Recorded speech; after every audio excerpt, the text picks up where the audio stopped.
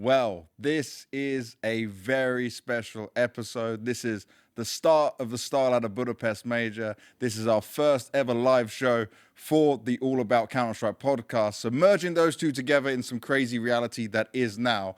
This is the All About StarLadder Budapest Major. This is the podcast I'm going to be running between the stages, during the playoffs, giving everything across the board. And as always, I finally got DevWalk in person with me here.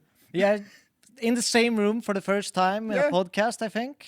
Usually it's you in a hotel room somewhere, me at home. So, yeah, blessed to have this opportunity to actually do it in person. It only took us 34 tries. Yeah, we're on episode 34. This is now the 23rd of November, 2025. And the time is exactly 9 p.m. And even for you, it's 9 p.m. because we're in the same time zone, finally. No messing around. But it's we got a crazy area to work with here, right? Yeah. If we just look at this. This is the setup we've been given. This is what we're working with. We're going to have multiple guests on here. So it's a little bit different than a normal podcast we will be doing and how things will be going. But it'll be the same energy, the same thoughts, skipping some of the general news, focusing all on the major because that's everything that Counter-Strike is about right now. So first of all, thank you to everyone who might be watching live at this point. The VODs will be going up in the normal place. And obviously, big shout out and love to StarLadder for giving us this amazing opportunity. But for you right now, we got to look at like how we're trying to put this together because we don't normally have a order. No, we usually just blabber on and eventually get to the point. I do want to mention this room, though. You see the pictures all around. You have all the majors from your previous major winners, trophy lifts, everything. So it kind of sets the vibe perfectly. They can't see it, but there's two pictures where there's one for Fnatic that's behind the camera right now. We couldn't put it too close. It's DevWalk on DevWalk Inception. To be honest, they did ask me if I wanted to change it in the background, but we said it's going to be too much DevWalk in the same picture. There's too much sexy for one place. we want to avoid that as much as possible. But we got one from you winning the major as a coach, one from you winning it as a player, and now we're kind of pushing things forward in 2025 where you're at the major as an analyst. It's your second major as an analyst as well. How are you feeling? Dude, I'm nervous, of course. I think you should be nervous. It's such a big event. It's such, there's so much prestige to be here and to be able to represent CS. I think only normal to be nervous, only normal to be able or to want to perform at an event of the scale like this. Yep. So, yeah. And this is it for me, right? If I'm not nervous when I go on stage or do something like that, it's a bad sign because you may be overconfident or too cocky with it. Same as a player, same as a coach. I think it's normal to just be nervous. I think it just means you care, you want to perform, you want to do good, and obviously you want to the people at home to, even if you're playing, to have the best experience possible watching you, and you want the same as an analyst. Well, I'm going to go through what we're going to do within this episode because there is a lot that's going to be happening on this one. So we're going to be looking at the invites to the major, how it worked out from the VRS, that crazy run into where we are today with making it all happen. Ted's going to be joining us for that one. Then afterwards, we're going to have a look through and actually bring on some different guests we got here. Our first guest is going to be the Fnatic director who is running all the Counter-Strike stuff, Samuelson, someone we know very well. Then after that, we're going to have Ted with us and Maui Snake joining us. This is crazy. We've got so much going on. Then on that part, we're going to do the stage one preview. So cover everything like we normally do in our preview of events. From there, we're going to have the manager from FaZe Clan. He's the director as well on a very high level. Eddie, who's been doing everything for a very long time. He actually won a major as a coach, and that's because Robin couldn't coach behind him. So he's also a major champion, and he's coming to join us and talk things through of what's happening with FaZe. And then we've got Mr. Robl, who is the performance director at NIP. He's joining us, and at the very end, we're going to get the lovable duo of Hugo and Harry to go through the excitement, the emotions, and all the things around it. So with that, there's a lot to work with. There's a lot to go through. But shall we bring in Ted to start going through our VRS side? I think so. Why Ted, not? get your ass over here, boy. Look at him. He come look like he's for an interview. Hello, gentlemen. How are you doing, Ted? I'm doing great. Thank you for having me. It really is a very cool setup, by the way. I almost feel sorry for the people at home that they're not able to see all the pictures because they're all around us, even the parts we that are there's going no to use cameras. some of the back later, so we're going to have a multiple angled way of doing this. We will show it. Yeah. But Ted, it is your first major. And I just remember what it was like for my first major. My first major was the StarLadder Berlin Major 2019. So Good old times, right? Very Zerk good was old still times. tier 1 player. I remember that very well. yes, that was good times for your country, right? Yeah, it was absolutely great. I think that might be one of the few majors in which I've rewatched almost every single game out of the major, just because I remember how special it was. Do you rewatch just Cirque's POV? Oh yeah, You're that keen? Definitely. When you know what, the last couple years have been a little bit difficult for Bulgarian Counter-Strike. So when the times get rough, we rewatch games from 2019. At least you're here. You're carrying the whole nation on its back right now. It's a very weird thing to say, though, isn't it? But Hey, when- I'll say it for I have you. to ask, when you actually rewatched all of these like Cirque games, did you all of a sudden become like an AWPer when you played FaZe It? I actually was even before that because of him to some extent. Like 2016, 2017 when I started playing Counter-Strike because I was just getting into the scene and I'd watched Cirque. Obviously, that was around the time when he got picked up by Energy and it was a massive thing for Bulgarian Counter-Strike. So I was like, I want to be an AWPer. So for the 10,000 hours, the unsuccessful attempt at becoming a professional player, I did AWP a lot. But I'm going to say that's enough of Bulgarian Counter-Strike. Let me talk about you. How are you feeling? Because tomorrow's the day. Tomorrow you're getting through to it. And for people who may not know, like your background is extensively, you have covered from the very lower tiers, worked all your way up. You've been grinding the TED Talks, which I've enjoyed, I've shared before. You've also done commentary. You've been doing a bit of everything. You even with HLTV, doing other stuff as well. You are grinding right now like a crazy man, which is great to see. But this is different than anything you've ever done. This is where it hits. Yeah, it really does. I think you hit the nail on the head when you said that if you're not nervous, it's a bad sign, right? Because it's supposed to matter. And for me, it's a little bit surreal, I'd say, right? It's one of those things that you don't really believe you could do. And it's just a blessing to be able to be part of all of this because, as you pointed out, I've been trying to do as much work as possible over the course of the last 5-6 years. Now that I play, I cast of myself from 2019, 2020 when I was just starting to work in English. Back then, I couldn't even comprehend the possibility. I couldn't even think about the possibility of my English being good enough to be considered for a good tier 2 talent. Not even tier 1. You don't even have the reach. typical accent. No, I mean, it's you don't self-taught, actually by the have way. that. That's the funny part, because I actually graduated a French high school, so I've never French studied. high school? Yeah, I've never studied. Oh, you were English. trying to really mess up your accent, bro. You were trying to have some English with some French mixed in and the Bulgarian. Yeah, but it is a special moment, and I think I am a little bit nervous, but I think it's the good type of nervous, Hell yeah. to be fair, because I have prepared as well as I could for the last month and a half since I knew I was coming in here, and I want to do it justice, because Counter-Strike has been my life. I love the game like nothing else in life.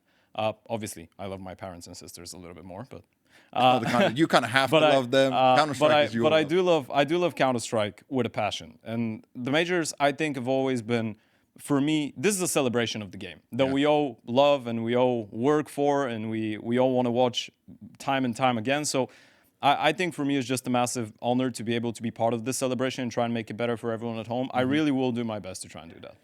All right, well, let's start getting into it with you because we're going to start, first of all, diving into the VRS, the invites, how we got to this situation we're in, how crazy that race was as we were going into it. And we're going to start with Asia side, right? Yes. Cool. So This I have is a by little the way, bit of this a- is big brain has to do this stuff because Well, I we think were doing it's- mathematics. It's really tough to kind of come through and like walk through the VRS system.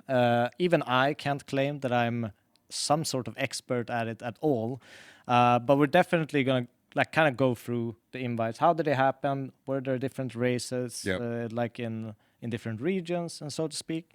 And on the Asian side, which it had a couple of teams which had a shot at it, but it was essentially only 2 tournaments that could have mattered, and most of them actually just set in place. The first one is actually a qualifier. It's the Extreme Lands Mongolian qualifier, which could have kind of changed things in the Asian region. It ended up being won by Eruption, and Shingus Warriors kind of had the chance of making it through that qualifier. So if they'd done well, they would have had enough points. Yeah, but I think the biggest reason why there's only really these tournaments to talk about is that 4 Asian events actually got cancelled before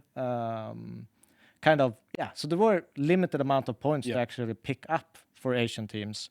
But yeah, I think we're going to look at some slides, some graphs. Yeah, so we've got some graphs and stuff we put together, and we need to. We'll show the graph on screen for the Asia side of things. Please, piss the producer, because we also need to say a big thank you to Mischief. You must follow him and know what Mischief's doing, Finn. right? Finn is. We had him on the podcast a few episodes ago. He is breaking down the VRS. By the way, we heard some good news as well that people are reaching out to him and looking at all that. Oh yeah, we forgot about this. We forgot about our event timeline. We jumped so far. But this is where we're at right now. This is where we should definitely plug the We plug that first. The event timeline as you have it in front of you. So tomorrow we start. That's stage 1.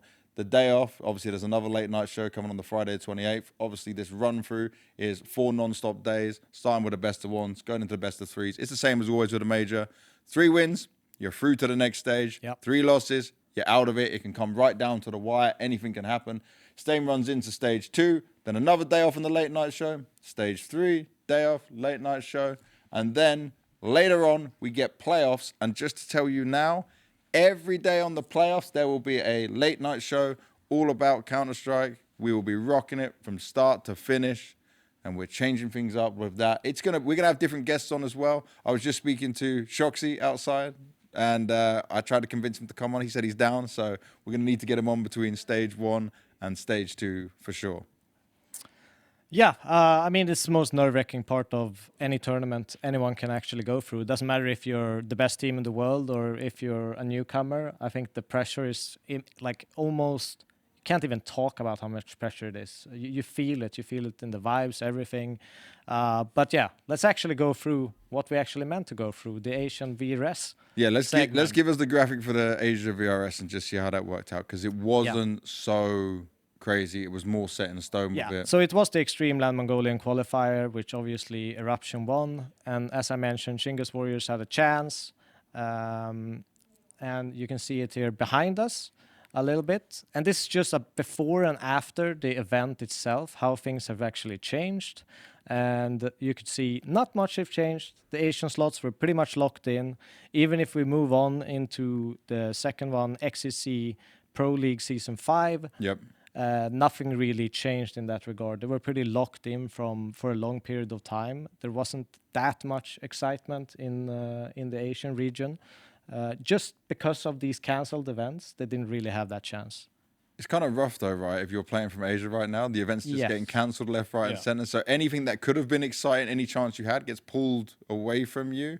Obviously, we've got some very good teams in there, but I mean, it's not good for the region to try and level up if they don't look at how it was in Europe. We'll get to that later, but that was so crazy, so diverse in it. Out of the Asia teams we have for stage 1, Ted, I got to ask you, who would you put your money on right now? Who would you put your money where your mouth is for? I think they're not on the graphic, by the way, because I think they already had their spot locked in. But I feel like Lim Vision is the obvious answer. Yeah, they were guaranteed, so they weren't fighting. I think if we're talking about those teams strictly, I am finding it very difficult to believe that there is some substance. But Rare Atom have been playing some good Counter-Strike.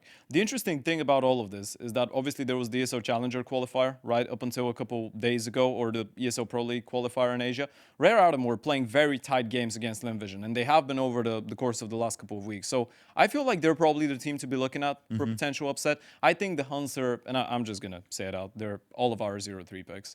But although I did notice something interesting when it comes down to the Huns. So I did compare some of their demos with the demos of the Mongols. There's a lot of similarities in the playstyle that they're trying to implement. And I think that's very exciting. Obviously, also, Score is on that team, right? And Score was considered one of the brightest talents. And Bartak, who's Mizinho's brother. But Score was considered one of the brightest talents coming out of Mongolia just, 2 or 3 years ago when he was on IHC. So I'm actually excited to see him play at a major. I feel like he was one of those guys that never got the chance to fulfill their potential coming out of the region. So I think the Huns could, in a best of ones, knowing how unpredictable it is, obviously. I will actually say this. Do something. When I flew here to Budapest, I sat down with Jack Hasmo, and he showed me his Pickems. And he actually had Hans 3-0. You never listen to players for Pickems, though. Have you seen what a... I promise, this is true. Did he practice against them? Yeah, he practiced against them, and he said they are shooting insanely hard right now. Right.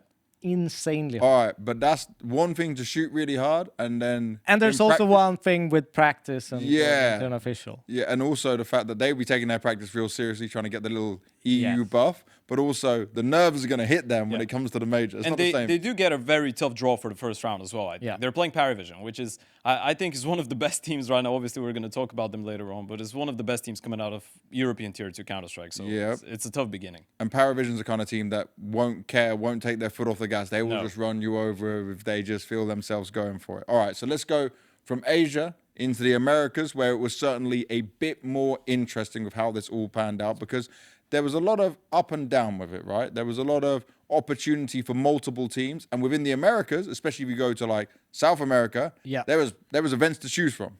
I mean, there's multiple things to talk about. Obviously, if we go to like 4G Rust was a big tournament, which MIBR eventually won, with Imperial kind of coming second to kind of secure their spot in some sense to the major.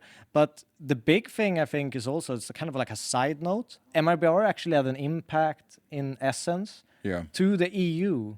Yeah. Because how it works with the head-to-head, right? It's kind of weird because VRS kind of recalculates itself depending on your strength of your team and how many VRS points you've picked up, etc. And that's a constant kind of change that it goes through. So if MIBR had lost a couple of times against like Astralis, VP, Heroic, for example, in EU, and then went to these South American tournaments and absolutely smashed them, which actually made them in a stronger position would then the head-to-head win for the EU teams made it worth more points in the EU race. That is very wild, isn't it? Yeah. Bro, that's so crazy how that can affect, like, you're not even playing on the same tournament, you're not even, but that it's like a month later, you know. Like, you're just getting hit by that all of a sudden.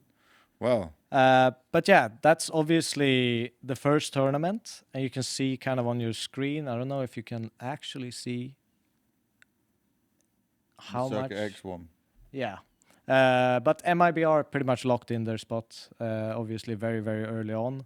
And then they went into Circuit X, which also had a chance to kind of change a few invites, change a few spots. MIBR ended up winning that one as well. MIBR are just cleaning up down here, man. But this one, Red Canids, came second. They came to the final and did a really good tournament. I think this is the main story when it comes down to this event, by the way. Because Red Canids is the one team that has so many rejects out of the South American and Brazilian scene. It's very funny. And I know they're the second team after the Huns that a lot of people have put 0-3. But they have Drop, who was an IGL for MIBR for a little while. Obviously, on Fury before that, they have Che, who had an opportunity to play on Imperial, but things didn't work out. They actually have a lot of interesting and exciting players that had very big struggles throughout the last 1 year and a half. So I think this is a team that has a lot to prove. I was very surprised to see them qualify, but I feel like out of all the Red Canids iterations, with Cold Zero even going in and being the opening IGO or whatever, I think this is probably the best one. They do have a lot of firepower. Yeah. Would we put Red Canids down as the 0-3? I think they can ruin a lot of people's Pickems in BO1s. Because those guys are playing... It's Brazilian Counter-Strike at a Tier 2 level. They play wild CS, there isn't a lot of structure to it, but they just run around and they shoot well. So if they go up against a team that maybe doesn't have their mental in check, or they lose the pistols, and then... you know how quickly a game in a best of one in MR12 could slip away. I genuinely believe those guys could surprise someone. It depends on the draw, though. All right, well, let's keep things moving to EU, because that becomes the most exciting craziness. But we've got to try and keep this short so we can move things over and get the guests in and keep going with it. So good luck trying to make this into I'll try my best. But essentially, there's 5 tournaments that I kind of picked up with. We got some help from Finn, obviously, Mischief, CS. And StarLadder is the first one where we kind of looked, because that's when people start locking in their major invites. And for that one, we obviously had a bunch of teams in that race. We had like Gentlemates, we had OG, we had Bait, NIP, Navi was there as well. But the 2 teams that did so well in this is obviously NIP and Bait. Yeah. And they essentially, at that tournament, locked in themselves for the major. They got enough VRS points from that placement. You can see here a little bit behind. Before and after, you see like Bait goes from like being in 8th position of getting one of those 4 major spots to actually being second after this run. Yeah. Which has, you know, huge implications. Obviously, see VP there. We'll talk about that in a while. But from there, this is also like where some teams kind of messed up. OG is a big example where they kind of went out in that Mirage game where they pretty much had won the game and lost a 2v1. Basically from nowhere. I think it was Nico who just randomly pushed me and you CT. were watching that because we were doing this event as analysts, and I was so sure OG was winning the game. I was so sure it was. He thought they were winning the whole event potentially. He's so sold on them. Yeah, I thought they played great CS, but they definitely choked. You could see it on that, especially that clutch. And then there was a couple of them, Inferno, where Hetrick was just like running with the bomb. A guy is hiding on B side, and he missed a full mag on him while he was just running around with the bomb. This game was pure carnage, by the way. That was the embodiment of a CCT playoff game. Yeah, it was ridiculous to watch. And the next one to kind of go through is the final between BetBoom and Paravision at Landaland. Yeah.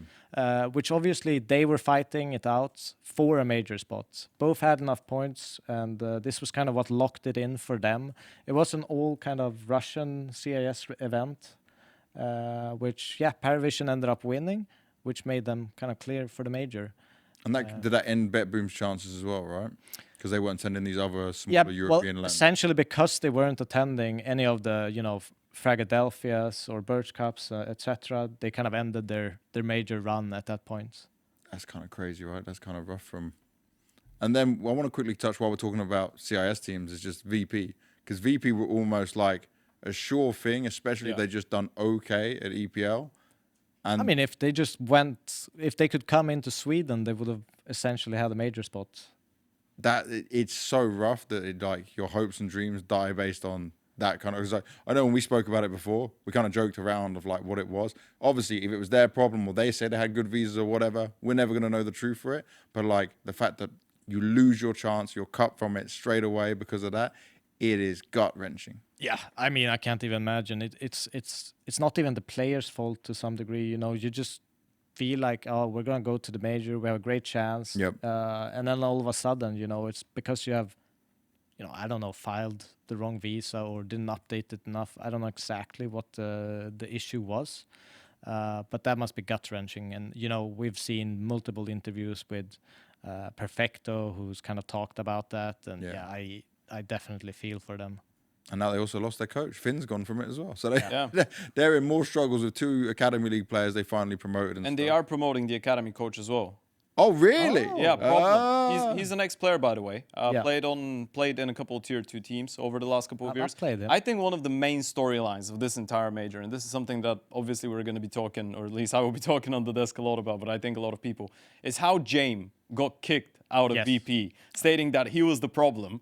And then you give it 10 months' time, James has picked up 4 teenagers with no prior tier 1 experience, and he's qualified for the major, but VP haven't. I will die on this hill because I think, James is fantastic, but without Daston, none of that would be possible. Daston's ability of what he did with them from the very early days of Avangard to now is so huge. And this is a guy that not just only understands Counter-Strike, but he understands how to bring up these young players and give them time. He might be harsh in some ways, but he guides them on the right path. But he has done it again and again. VP has kind of went through like 5-6 coaches after the time where they had Dastan. It's like ridiculous. They can't. So it's obvious can't they were like, okay, we don't have what we used to have. I think it was just a very weird year for VP. I think the one that sticks out like a sore thumb for me is what happened with Flamus, right? Because after Gamer Legion last year, everyone was so hyped up about Flamus, and I still think he's a great player. But he was hyped up about joining VP until he actually got there. Yeah, and then he joins the team, and he's not used in the same way that he was used before that. So I think there was just a sequence of very weird decisions that were made by VP over the year. All right, before we continue with the rest of EU, give me one moment out here because, boom, we have this from Corsair to be given away right now. This is the beautiful Sabre V2 Pro wireless mouse that you can win, but you can only win it on Twitch chat, so make sure you get in there, enter, see all the details on there, and good luck, have fun. We'll have plenty of more things to give away across all the different podcast shows we are doing here at the Major, but there is your chance. All right, quickly, because we got Samuelson waiting at the moment as well. Give me this last breakdown on the EU teams, the invites, and how this madness went down. So Birch Cup comes along. This is just about the time where VP gets denied entry to Sweden. Gentlemates is appearing there, and Gentlemates gets the invite. and they lose the first game of Birch Cup, and therefore they have to forfeit the next one. They lose a total of 46 VRS points. That's because they wanted to go to EPL, right? Yes, and they wanted to go there. to EPL. Yeah. They went there, but they lose 46 points from just these losses at Birch Cup.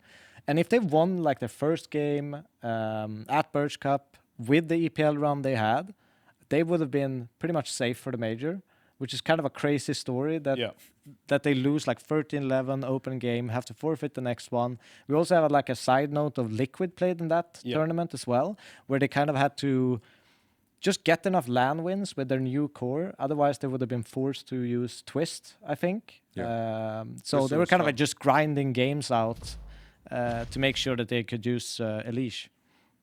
And then we ended with, obviously, the madness that was Frag, right? And when all of that was happening with Frag, we had to deal with whoever won it could win it, but Saw had a chance. First, actually, we have Riga, which OG just bombed out against Mouse, NXT, and Big. And if they did well in this event, they could have been in the potential running at that Frag, right? Which we will go to next, which is Ecstatic, Saw, 9, and Fnatic, kind of duking it out.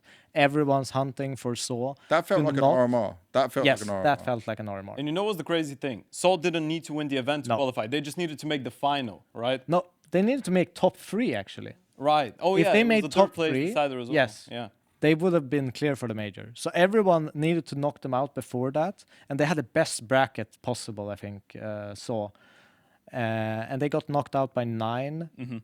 Instead, 1 match less than they needed, I guess, in some sense. And yeah, crazy final, overtimes, battling it out. So 9 and Fnatic. OG was still there. I think they got to 3rd place, 3rd, 4th, or something like that. Yeah, they made the semifinals. Yeah. But yeah, Fnatic in an overtime and then clutching it out on train eventually got that spot. And there's so many small things that actually made this like possible for Fnatic. Yeah. So many, everything from, It needs to be everything going right during all this. From Gentlemates. And by the way, if Gentlemates, who started EPO by beating Vitality, we don't need to forget about that. Had they been able to actually get a couple more wins, they would have been able to get the spot. So Fnatic at all this time were just waiting there, playing their games until the moment when they were told, okay, now you need to win 1 best of 3 and you qualify. But before that, they needed like 10,000 things to go right, which is crazy. It's I think it's one of the craziest ways that we've ever seen a team qualify for a major. Probably 100%. close to the way that Legacy did it the first part of the year. 100%. All right, with that, while we're talking about Fnatic, should we bring in our next guest? Samuelson is kindly joining us in here, the team director for Fnatic. Good to see you, man. Thank you very much for joining us. Hello. How are you doing? I'm doing very good. How are you guys? I'm doing very well, thank you. I want to start by saying, for people who may not know you, you have been on Fnatic now, 2016 you joined? Yep. 2016. You've done a hell of a lot for the team across all that time, multiple different roles, and worked it out. The first thing I have to ask you straight away is, how stressful was this year compared to other years for you? Honestly, I think that's more stressful because we played so many games. Yeah. Online, LANs, and actually looking back, after the summer break, we had 0 practice weeks. So before the major, now we had 2 weeks, but before that, 0 pure practice week. So we had tournaments all the time. So never time to reset, never time to practice. Yeah, very hard to be honest, but it was nice hearing you guys talking about our way into the major. Bit crazy to be honest. Yeah. Very. Also because we got the EPL slot if you wanted, but we did a lot of calculations, and the stage 2 in EPL didn't count towards the ranking, so we said that it was better to stay and also play in US. So it was crazy, but in the end, I think we earned it. Because if you look back the last 6 LANs, we reached 5 finals. We won 3 of those and playoffs in all 6 of them. So it was crazy, but I still think we earned a spot. To be honest, Do you miss the old RMR kind of system, or do you think that this VRS system is like? What do you think about the whole ordeal? I'll probably do a long tweet about it because there's so much to think about. But for me, working with it every day, so many calculations every day. What you should play, what you should deny, and all this kind of stuff.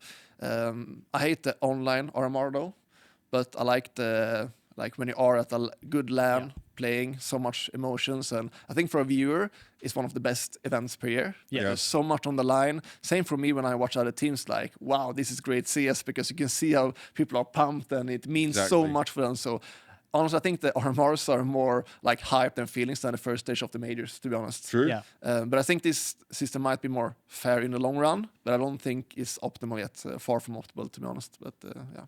And for you guys, right? Obviously, you had to go through so much in order to make that happen. Do you have someone outside of you trying to work all these points down? Because I've heard of teams like trying to pick up someone specifically who's hardcore on the VRS because they don't fully understand it. There's people crunching all these numbers. Like, how do you guys do it? It's myself and Ross. So Ross Rooney is helping the team from London. Yeah. So yeah, we calculate a lot and what we're gonna do and what we're gonna do, because it's so important. Yeah. Because you cannot pull out online games, which makes sense. But still, if you pull out one game, minus 30 points instantly, and that's very, very rough. Yeah, that's a huge hit to take, right? Yeah. I did want to talk about something, because obviously I think the elephant in the room is you did qualify, you had to play with a stand-in. Yeah. There was that entire situation with the roster change, which obviously you guys addressed, removing Cypher from the lineup, decided to go with Jacasmo. What I wanted to ask you about is a little bit more about fear. Because you guys, in the video that you published on social media, was a very long 30-40 minute video where you discussed basically everything. You shared that you are actually following Fear's vision for most of the time, and you're entrusting him with a lot of the important decisions. Is that something that you guys wanted to have, not specifically about Fear, but just in general, as a way of approaching the team, just entrusting the in-game leader with leading the team? And how did you go to that solution? Because we still know up to nowadays, it's very mixed, isn't it, on different organizations. Sometimes the org makes the decision, sometimes it's the coach and the IGL, sometimes it's just the coach. I feel like there isn't a lot of organizations that are giving that much power to just the IGL. Like another one I can think of is probably Pain with Big Uzera, right? So it's a pretty unique thing still. I would say it's a mix, but Fear is definitely in the room when we discussed this. But I wouldn't say like we removed Cypher because Fear wanted it, but Right. Fear was part of it. I was Yeah. part of it, and so on. No, not even specifically just about this roster change, but just about the vision of the team and how it goes forward. Yeah, so definitely he's in the room, and we are like 4 or 5 people that discuss all this. What's best, what's the cons, what's the negatives, and so on. But for sure, we believe a lot in Fear. We think he's the future of Fnatic Counter-Strike. And if you really believe that he's the future, he needs to have some input and say what kind makes of you players. believe he's the future? Could you give a little bit more detail? Like what type of a person he is? Is he someone that deals well with responsibility? I think he has everything, to be honest, and Right. I would be very shocked if he's not a top 3 in game leader in the future, because he has the most important part, you know, the dedication, the will, and I think you can even see that when he plays, like all the feelings, and like a very dedicated guy, and you just know that CS is everything for him. I knew him from the We Play Academy days. Yeah. when obviously he was on Exactly. Navi, and Navi like, Junior. yeah, he could be fighting through that all, and he had the boys believing in him. He had even Monassi before he was even knowing how he was doing things, and they worked on it. They still have a relationship now, a friendship, right? So he has that natural leadership quality in him, and that powerful drive, and he also will speak his mind when he wants to speak his mind in the right way. So he's learned a lot, and he's grown a lot since. Actually those got times.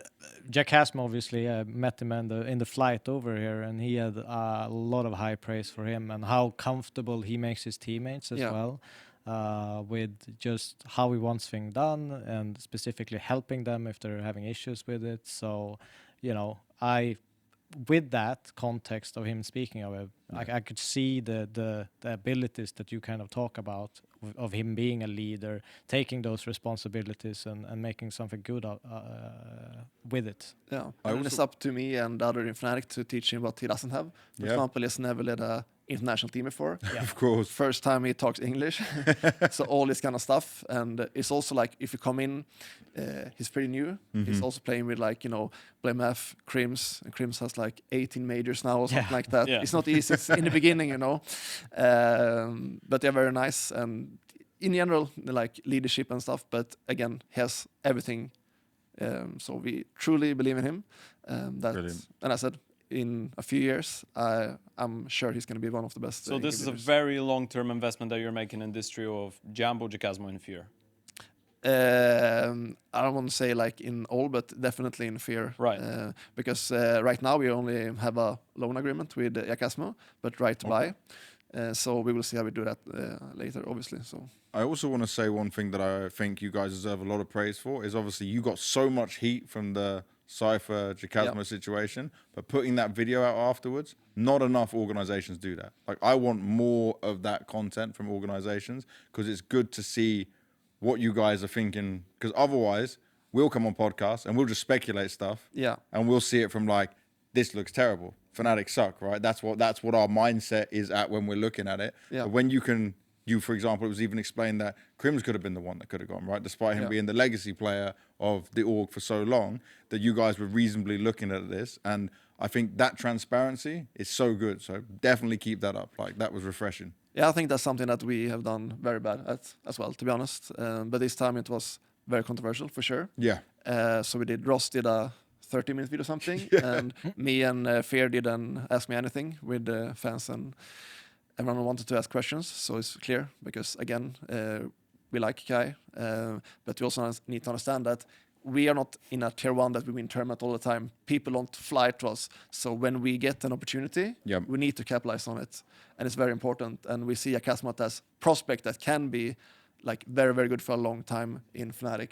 So we all agree that Yakasmo, is the right choice. But we were like 4 or 5 people for days, and cons, negatives, positives. What should we do? So it's not a quick decision. But obviously, one of the toughest decisions I've done in Fnatic for 10 years for sure, or be part of a decision. Because it's heartbreaking for sure, but in the end, for us, it's our job to have the strongest team. And for the fans, for the investors, for Fnatic, for the other players. So that's part of the job, but definitely not a fun part of the job. Was it, this might be a hard-hitting question, the consideration to wait after the major, etc., or was it a pros and cons list for that as well in terms of short term versus long term? But with the new VRS system, we cannot afford to wait. You can't risk it. If you look at the ranking list now, we are on the edge to not making it to the I think it's Krakow and stuff for next year. Yeah. So the major will decide that for us.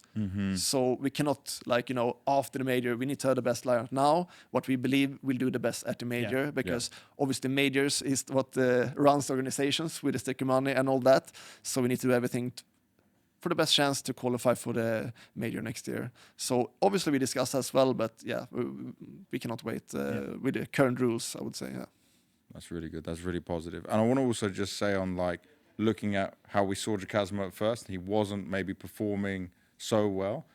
Have you had to focus on now? You've had some time. You said about having 2 weeks practice, right? Actually practice time. Some changes to make him more comfortable to see him at his best? Very good question, because I fully agree. But I think with young guys, it's hard for them to, come straight into the team. If you play for 2 or 3 years or whatever, you know more about yourself, the team, you're more confident in your own abilities, I would say.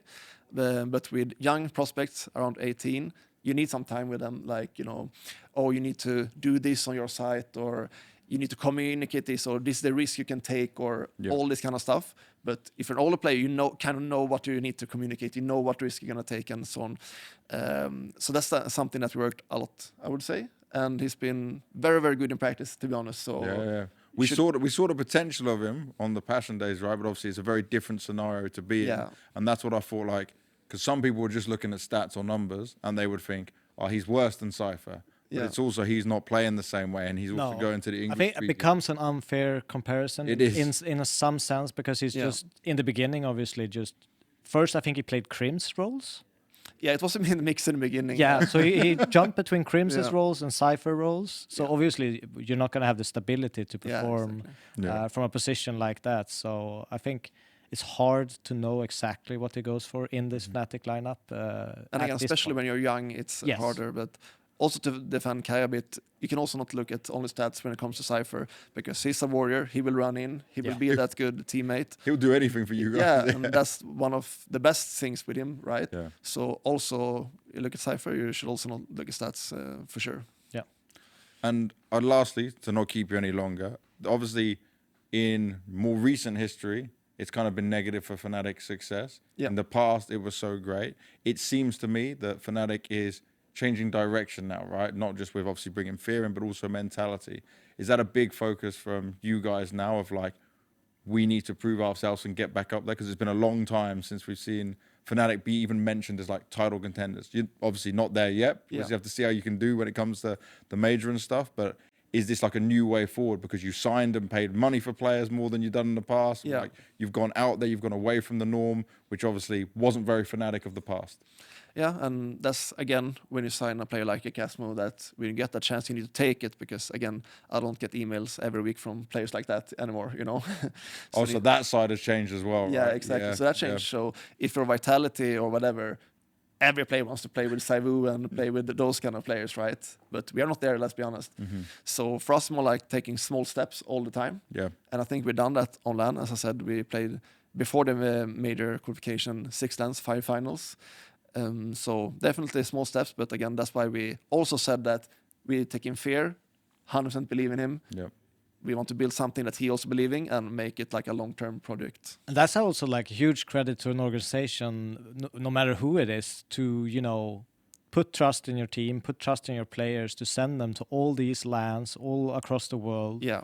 For this short amount of time as well. It's not like a small investment. It's probably quite significant. Yeah. It's costly now, right? Then when they're not paying for your flights, for your hotels, like it's actually crazy, and that's something I will speak about in my long document. But you send people to all over the world, and you have to pay for everything, even pay to enter the LAN. Yeah. And for the various points, like, and some of them I'm not gonna mention, they don't really care about player experience. You can play on 100, 200 FPS. They don't care because they know that people are forced to go there and forced to pay to go there. Wow. But when you come there, it's like, obviously they are nice on site, but it's not like a real nice experience for players. And because again, you need to go to that LAN.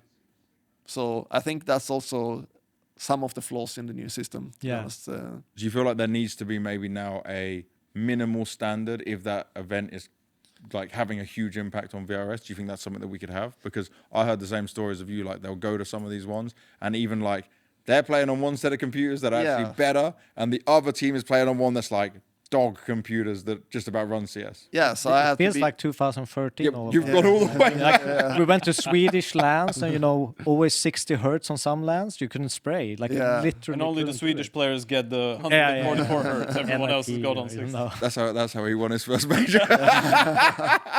Everyone else was barely had a screen on. You know? yeah, and I have to be like on the a FBI. 2000 monitor. Yeah, I have to be the FBI, you know, look that we have the same equipment. I actually do it every LAN because it can be that still, and it's crazy. But I also think that, not to dive too deep into the VRS, I also think that it should be some strength because, like, for example, in Brazil, they faced like streamers and they won like 50 points. Or I also think it's like you have these Russian LANs that I'm part of the overall ranking, but only them can participate. I also think that's not fair. Like, how can they have their own LANs in another ranking? So I think this could be something that, you know, that if they just face a good team, you get more points. But right now it's just like you can play your friends and you get 50 points. Like as long as you don't have filled up your kind of bucket of LAN wins, you can Under get a 10 wins. huge amount. And how does that make sense? You get 50 points for playing versus your friends or streamers. Makes no sense. It should be like, oh, okay, you play versus Falcons. Obviously, then you're worth like 70 points or whatever. Yeah. But Just some random stream team. No, definitely not. Yeah, exactly. Not that many. All right, well, Samuelson, thank you very much, man. I appreciate Thank you. Come on, speak to us. Thank you very much. And thank you for the honesty. Is there any final words you want to say to everyone there? Yeah. Is that the camera? Yeah, you go. I'm guessing. Yeah, go for this one. Go for that one. Okay. I'm gonna make sure you keep the microphone in front of you so they still hear you. Yeah. To all the fans, thank you very much for supporting us. We've been trying to do more content like AMAs and stuff more recently, or the video that Ross did, and something that we want to provide for the fans. And we're very excited to play the major. We have been preparing every single minute of the days for this. So I really hope that we can have a really, really good showing for you guys, and we will give everything we have for sure. Awesome. Thank you very much, man. I appreciate it. Thank you, guys. Enjoy the rest of your day. Good luck on the major. Thank you. All right, and there we have it. So already the first guest down. We're going to keep things moving straight up because I'm terrible at timekeeping, and StarLadder will kill me for keeping everyone here as we got a major to go into tomorrow. So, Mr. Maui Snake, wake you, boy. You know how to do podcasts. You know how to make this work. So Maui Snake's coming in. We're going to do our stage 1 preview. How we doing, man? Good. Excited for the major. You can adjust this as much as you want, man. You and Samuelson are little bit different heights, you know. The Nah, Swedish we good. and We Maui. good. It's all good now. Yeah. No, pleasure to be here, though, of course. Hey, thank you very much for making it on, man. Thank you for giving us your time. So with this, we're going to go through what me and DevWalk normally do on the podcast. It's a preview. We look at all the teams. We look at the matchups. We give our thoughts. We've also got a tier list maker that we'll get into later. He loves Love the those. tier Love a good tier list. He loves the tier list. We had to get him a tier Has list. to be. It's the only format I know nowadays. Bro, that's- Somehow you just come up with the most weird concepts for tier lists, and I absolutely love it. I'll Every just- time I tune into the stream, there's a different thing going on. Do you accept viewer tier lists? Yes. Yeah, of course. Yeah. But that's why, That that's why we helps. go That definitely down helps, into yeah. this. I have like 10 tier lists I need to do for my viewers. Some of them are ridiculous, like biggest chokers ever. Oh, nice. Best Scheduled up dramas for ever. 5 years in the future, you've got tier list. One that I'm excited to do in the future is best career sabotage tier list. So there's some good contenders there. Ooh, like if they joined the team and they screwed themselves or left the team. Let's just say some of them are agents now. Oh, God. Trying to be that. Oh, you know. please, I was a fan. Oh.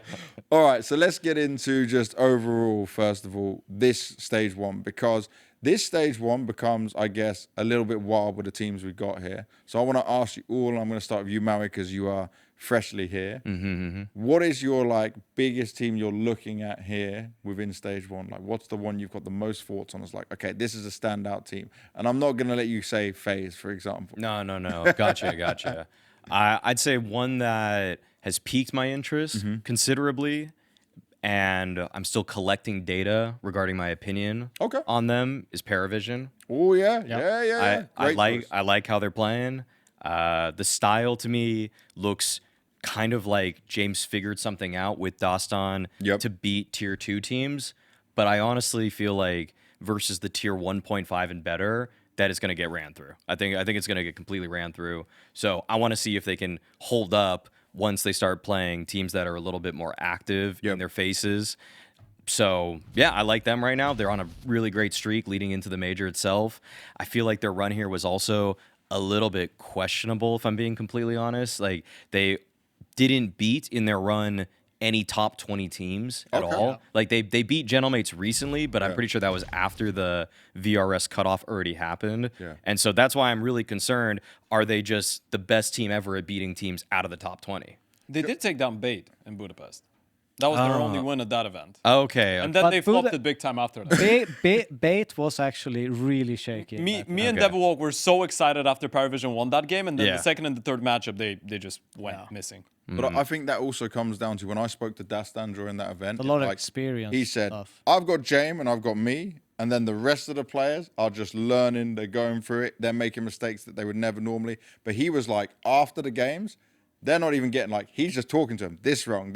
Obviously, it's a very CIS way of doing things, but he's telling them that this wasn't acceptable, you need to not make this, which works really well for them. And they can't avoid him. No, they can't. They're in a boot camp for the whole year. Bro, when he told me it was 8 months on boot camp, I sat to James and I'm like, you got a wife? Daston's got a wife? Yeah. We're on 8-month boot camp, and he's like, yeah, I just live in this apartment with my wife, and then the rest of the guys all live together, and we're just chilling doing something. James said that Dastan actually moved with the young guys to the boot camp. It's crazy.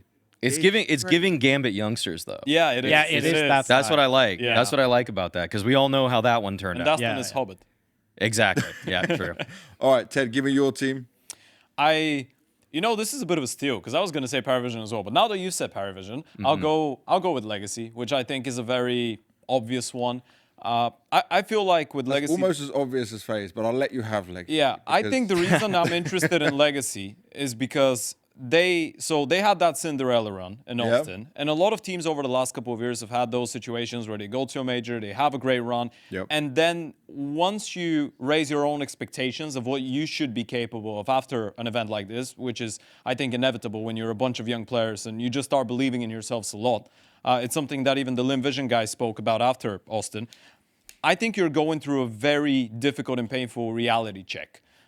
Because you go in there, you play the next couple events after the major, you might win some games, but inevitably you will lose eventually at a big event. And then you're faced with a bunch of frustration inside of the team. People start expecting more. They start to be more critical towards their teammates. And this is something that Legacy did go through, and this is something that all the players have been talking about repetitively.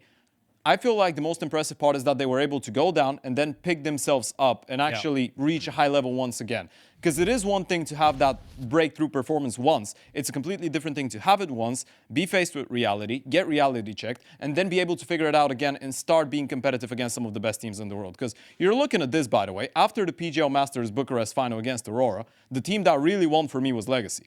Because you're looking at the way you're looking at the way that Aurora won and how they reacted. Because I was there, they were very angry at each other. And this is something that everyone was bringing out on the analyst desk as well. Legacy, from being down 0-2, were able to level things up, and they had a lead on the 5th map. So even though you're lacking experience and they might have not been able to close it out, it's just a team that has they're mental beasts. They really are in terms of their mentality. And they are playing very creative Counter-Strike as well. It is a little bit wild at times, but this is what I like. They are inventing stuff. But they're using their wild way with Lux, like, being able to control them at times or let them off. Like, Dumal was telling me how sometimes Lux just sets him up to say, this is what you're doing. And then other times he'll just be like, what do you want to do? Like, you can just go kill. I mean, it's almost like Lux. Sometimes he reels them in and sometimes releases the dogs and they just go full aggression, which is super exciting to watch. I mean, he was schooled by Biguzera, so I think it's in his blood. But I think, you know, Legacy, when you watch them and we watched their evolvement a little bit during this year, they've gotten an opportunity. They've really grasped at it and taken it, you know, as good as you can. But they have calmed down a little bit more. They've kind of stepped down a little bit from the full crazy mode to have a lot more slow-paced round and a little bit more control, which I like. I think that's the evolution they have to go. For me at Austin, it was just their openers were so good and they had so many on all these maps, especially for their CT sides. This season, what I saw more so was well ironed out rounds. Yes. He could mid-round, he could send a lurker one way, 3 guys do something as the lurkers trying to accomplish something on the other side of the map. It just looked like there was a plan after the first 45 seconds, and they desperately needed that because when they lost out in stage 3 at Austin, it was because they would have 5v4s against some of the best teams there, but then they just couldn't close. Now I feel like if you put that same Legacy in the same situation, they're making it to the playoffs. That comes in with experience though, right? Because you get to go deeper into the playbook. Because you have the openings, you have, you know, up until, let's say, you have everything planned up until 1 minute is left on the clock. But then you're in a high-pressure game against some of the best teams in the world. They have the protocols. They know how to react. And this is something that you need to go through as a team, I feel like. Lose those situations a couple of times in important events, and then look at it and try and make the playbook a little bit deeper where you know that you're not lost after you just lose a fight or 2 fights. You still have a response. You still have an opportunity to give yourselves a slight chance to win the round. But I think they just need to get a bomb plant and they have a chance to win the round because they have so much clutch ability. Lux crazy. Lux was crazy at some of those tournaments. He was winning 1v2s. He's jumping around smokes against top players at the... He made 3D Max look foolish in some of the rounds. But the best thing about them is that every single player has the clutch ability. Even if Lux, you know, is incredible at it, it doesn't matter who you put in that situation. But they had the highest amount of clutches just across the whole team. I think Sadzen was on the leaderboard for it. Yep. You know what's the thing? I actually looked at it. The last 3 months, I think in the top 50 teams, amongst all top 50 teams, Nissim is one of the best clutchers almost in the entire world. Dude, like it feels like we're naming all There's of them. not more than 10 people in the entire top 50 that have more clutches than Nissim last 3 months. And I'll tell you this, right? So, like, Maui knows this more than anyone. We have in the green room, like, a screen set up so I can just look at player cameras and faces. And I'm all about seeing them behind the scenes, being close to them, looking at them. When it comes to these guys, they're like a family. Well, it's not even the family thing because that's so overused by many, but it's that they don't get mentally fucked by any of this. Like, they can hold their own even in the worst loss and they bounce back. They can have one moment that completely changes it where more experienced, better players on paper can have that round happen, they break, and then they still can't come back into it. And I'm talking about elite teams, top 5, top 10 teams in the world who can't do that, and these guys can. Some nail biting. Yeah. Not on Legacy. I'm not seeing it on Legacy. No, and they can. There's different players that can bring each other up, and that is such an underestimated part of them, which is why I expect them to be able to go far. Before we get to your team on this, though, I got to do it and make sure everyone knows. So we have this. This is the Saber V2 Pro. By the way, I just saw this is only 36 grams for a gaming mouse wireless. If you want to win it, it can be won only on Twitch chat, so make sure you're watching on Twitch. Sorry for the other viewers. That's just where it is right now. We will fix this for later. But look in chat and you can have your chance to win it. We've got plenty of Corsair prizes to be given away throughout the podcast, so make sure you're involved in it. DW, where does your team? Give it to me. So obviously 2 are taken, but I'll go a third one. I will say FlyQuest. Yeah, okay. Wild. Yeah. I think if you Wild. look at the Bucharest run that they had, they looked like a completely different team. Right. I think that Acer had about 4 or 5 days with them at that point. And I just thought on the eye test, they beat some really good teams. They played everything single series close. You look here, they beat Fnatic, they beat 3D Max. They obviously lost against Legacy and Liquid. But I think those games were still very, very close. It was the 13-11s and 13-8-9s. So I'm looking at FlyQuest as a team that could surprise. I think Acer's kind of changed some positions and made them just click a little bit better. And he has a wealth of experience. And yeah, it just seemed like the missing part for them in their team. So yeah, I'm looking at them. They are a team where I have liked every roster move that they've made for maybe 4 consecutive roster moves, and I'm always disappointed. 2 months after it happened. Yeah. I thought the firepower upgrade. I thought Fnatic was a beast coming into the team from the Australian scene, and then I He had thought a great first tournament. exactly. That's He's what I becoming mean. the It got him idea. hyped Yeah. for no I mean, reason. I get these little peaks of excitement, and then I'm just dropped off every single time. So it's with trepidation that I am Right. I'll give thinking you something FlyQuest has a positive. chance here. I'll give you something positive. They didn't leave since PGL Bucharest. They didn't leave Europe. They went to Okay, Serbia and good, boot camped. good. They have been grinding non-stop for it. Obviously, JKS and Magali went back to their homes, but the rest of them Yeah. who stayed and they got it going. So that might give you some hope because that's a hell of a long time of boot camp. And Nedic was telling me, he's like, it was actually really good. Like, this wasn't too bad. I'm fine with the journey. I've gone through this and enjoyed it all. So that can fill some FlyQuest fans with some confidence. I think it all comes down to whether they're able to enable Regali in a way. Because I feel like we haven't seen him go close to his full potential. Like there was a wild moment like 2 months ago where, let's say on a Dust 2 game, he would go for just 1 Oper on the T side with the Op, which for a Dust 2 is just not enough. And I feel like his issue is confidence, his own personal confidence. yeah, he I struggles think with. we're talking about some of the changes that obviously DevWalk mentioned. They are, or at least they were trying to figure out what is the optimal way to play with this 5-man lineup since Azure has arrived. And I feel like a lot of the changes they've made make a lot of sense. Like Nedic being moved to more anchor support lurking positions when he's a more quiet guy, a little bit more reserved. Vexite, who's very talkative, being given a little bit more space. Regali given a little bit more space to operate. So I see why you should be excited about FlyQuest if you're a fan of the team. I definitely believe that. I'm on the same train as Maui in a way. Okay. Because I've thought that they were making the right decisions. I've always looked at, some of the role changes. I've always liked Regali a lot as an Oper. I've always thought that Nedic was a great prospect. I thought Ince was a very good move from Dexter as an IGL to Ince as an IGL. And then I'm just there standing being like, I feel like these guys could win a lot of the games that they play, but I feel like they could just lose to anyone as well. All right, I got to keep things moving a little bit, so I'm going to give my point real quick on my team for this. For me, I'm going with Lin Vision. So Right. Lin Vision are my take. Hot on takes here. I'm getting Wrong my show. wild back from when I said it's you're- DevWalk. This is You wild. can give me wild. Yeah. You can give me wild.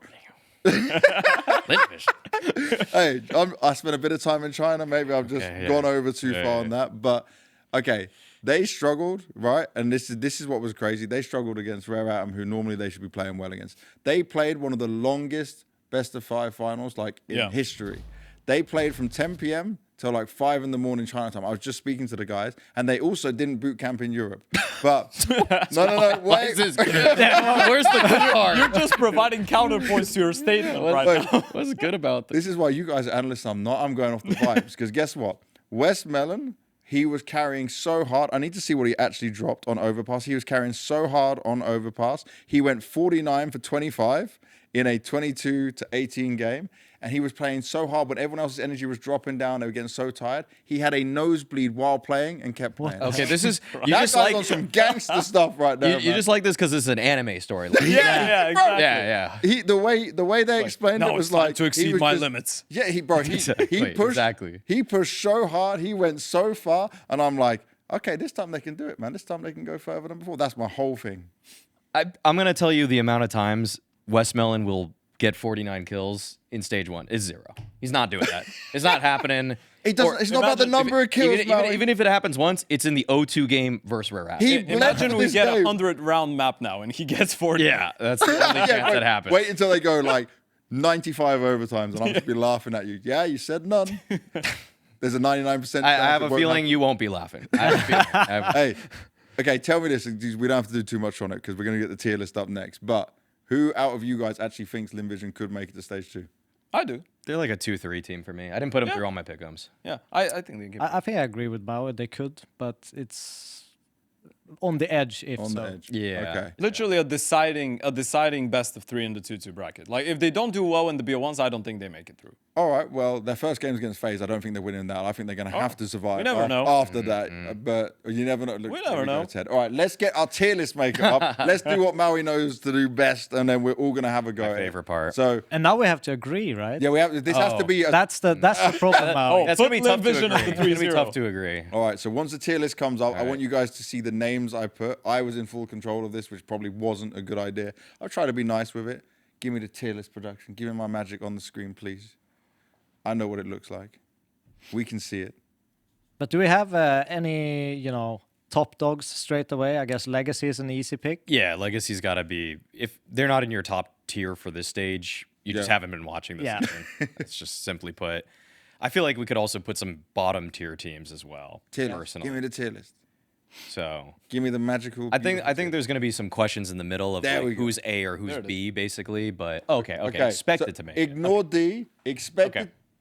That's definitely not what we're doing. That's fine. That's talking about technical Love issues. Project Sakai. Love Project Sakai. We could have gotten into that tier list actually. No, We needed Maui to control the tier list. Okay. That wouldn't have happened if But he did 0 free teams. What are you thinking? I have 3. I have Okay. 3 Oh. personally. NRG. Please say NRG now. That's like my 3.5 because of the recent news. Yeah. But I'm like still adjusting my brain to that news. But I think they're roughly there. My 3 initially before the Nitro Daps move was Huns, Red Canids, and Rare Atom. Those I had the same. okay. Yeah. Yeah. All right. So before we get I think into it, Daps could surprise though in NRG. They're like 0.5 for me. That's like I'm not gonna put them 0.3, but I don't. There expect is them to- reason behind where it. I was kind of considering maybe they're a 2-3 team, but now I'm thinking 1-3 basically. Yeah. okay, I want to give away the mouse though because we got our chosen winner Oh, from yeah. the Let's chat, go. and it wasn't. We thought we were going to get some crazy name to read out, but it's disappointed. I'm happy for you that you won, but I wanted your name to be more funky to make me say some outrageous shit on the podcast, especially live. So the winner is Kopani05. That wasn't that bad. That was pretty normal. But congratulations to you. You will get. Oh, you don't know what that means?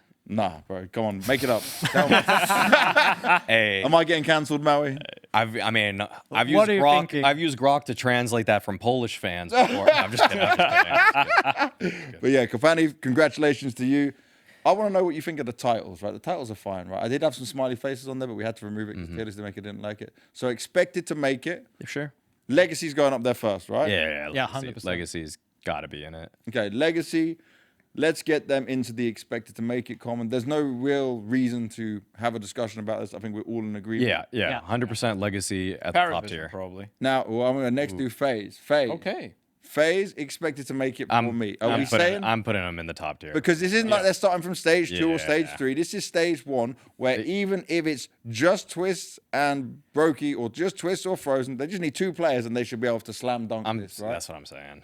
right. I think Twist and Frozen can just handle this whole group. Basically. They should, Yeah. bro. Yeah. If you got a fantasy team going on right now and you don't have Twist, I know it's probably It's expensive. too expensive. Way too expensive. Was he too expensive? How It's much like it- 236,000. I think Whoa. most picked players were Paravision It players. was I James. think. James was the most picked. Really? James is the most picked player in the fantasy. Okay. Yeah. Okay. But yeah, give us Legacy in the expected to make it. Give us FaZe in the expected to make it.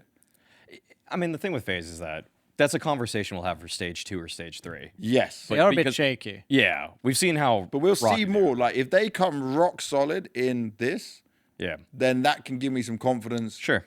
Despite what You know what's the thing with FaZe? They are the type of team that gets progressively better the more they believe. So I Yeah. think it's actually a good thing for them to be starting from stage 1 because I they get to actually think that actually as well. get some momentum Good up take. against lesser teams. So it is completely realistic that FaZe is one of the teams that makes it into the top 16 even. Okay, so we got our 2 logos up there. The next team you said Paravision, right? Expected to make it, right? No, absolutely. I Absolutely. feel like Damn, yeah, you're you're I going think you're likely going through to make it maybe. They're like between the two. I think they are. I'm putting between likely the to two. make. I would say likely to make. would I say think there is likely a as high well. probability. So there's a lot of variables. Obviously, because we don't know how the 4 youngsters are going to be able to hold themselves going into such an First important majors event. for but- some as well. You know, like that's a whole lot. I mean, It's it's four the first players major making for a everyone debut. bar James. right? Debut, major But you debut know of what? 4 players. For a rookie I've with a spent- crowd too. Yes. yeah. I spent so much time watching this team over the course of the last 3 months. Online? I think Mostly online, online. mostly. Online. Little bit Star Series. A little bit of Star Series, a little bit of Russian Lance. I believe that they're one of the, if not the tier 2 team that makes the least amount of unprovoked mistakes. So I think we need to put them in there. They are playing clean Counter-Strike. It's all about We the pressure. can always change in the end, but Yeah. I would say put them in likely to make it If it's to if it's start. top Say of- likely to make if, it, If it's personally. on the top of likely to make it, I agree. We can shake hands on it. Yeah. The top of I the like highest row. I like how confident you are in them. This environment Yeah. just changes things a lot. Yeah. Like, I mean, I'm never gonna forget actually Bait Shanghai RMR, where dude they just crumbled, and they were like the best team in tier 2 Yeah. Yeah. coming into that RMR. We were so hyped on them as well. yeah, and they were in a I've already hotel made that room. take about they were in a someone. hotel room. That's It was totally bait last different. year. Oh, you did it. You had the same thing. Yeah. Okay. Actually, let's go from there then to Bait. Bait right now, obviously, change of IGL. Things are where I was hoping we see MPL doesn't have to lead. He can frag out even more because he was already the best frag in IGL within that level. But I think they still have some lack of officials up until recently, a bit of rust in there. I would personally put them in the likely to make it. I think that's fair. Yeah, I had him. Yeah. I had him going through in my pickup. Okay. Yeah. So we're agreeing on likely to make it for Yeah. them. Let's do next Gamer Legion. Because Gamer Legion, do they still have AWP problems? Yeah, they still have all problems, Okay, but they so still does have every all team here, basically. I mean, with the exception of maybe like James. 3 of them. Yeah. So they're gonna likely to make it Yeah. for me. Still likely to make it? Yeah, I agree. Okay. Their think rifle so. trio is one of the strongest in this stage. I mean, let's not forget, if it wasn't for Molodoy and Kioske going to Falcons, a lot of people would have voted for PR to be the rookie of the year, right?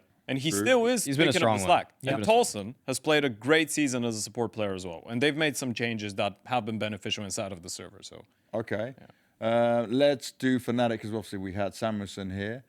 I feel like they're in the between likely to make it and unlikely. That they're in the middle of that. They're a 2-2, and then it's just Yes. last day. What's going to Do or happen? die for me for them. Yeah. Does the think- experience carry them through? No. what I will say, Not expected to make it. Don't be that mean. Yeah, that's too mean. No, That's too mean. go up a little bit. Go One more up. Yeah, they're. I had them in mind to make it through. Yeah. But I'm just barely at the edge of it. Like, Okay. there's a few teams I thought, okay, if they met them in the 2-2 game, they might lose that one. Yeah. So Blamef is going into this event in great shape, though. He just played his best LAN event ever in his career in Bucharest. I actually think the one thing going for Fnatic is they have grinded a lot of lands they went- comparably Joe. to the other But when they- teams. what's the So, score? Well, they were 1-3. huh? Yeah. That, see. But I They think bombed out, personally but he they played will well. probably make it. I think they will make it either 3-1 or 3-2. I mean, they're in my pick'ems to go through. yeah. Okay. So, yeah. Okay. I do think they're gonna make it. Yeah. Same. So we'll go from Fnatic to some Nip magic. Nips are I think we hard. can This move one up is- Fnatic one then. Okay, I think so we can yeah. move up. Move up Fnatic to, likely to make it. Thank you very much, Mr. Producer. Yes. Yeah, Yep. yeah. And then NIP. This is, This is a tricky one. because Because Yeah.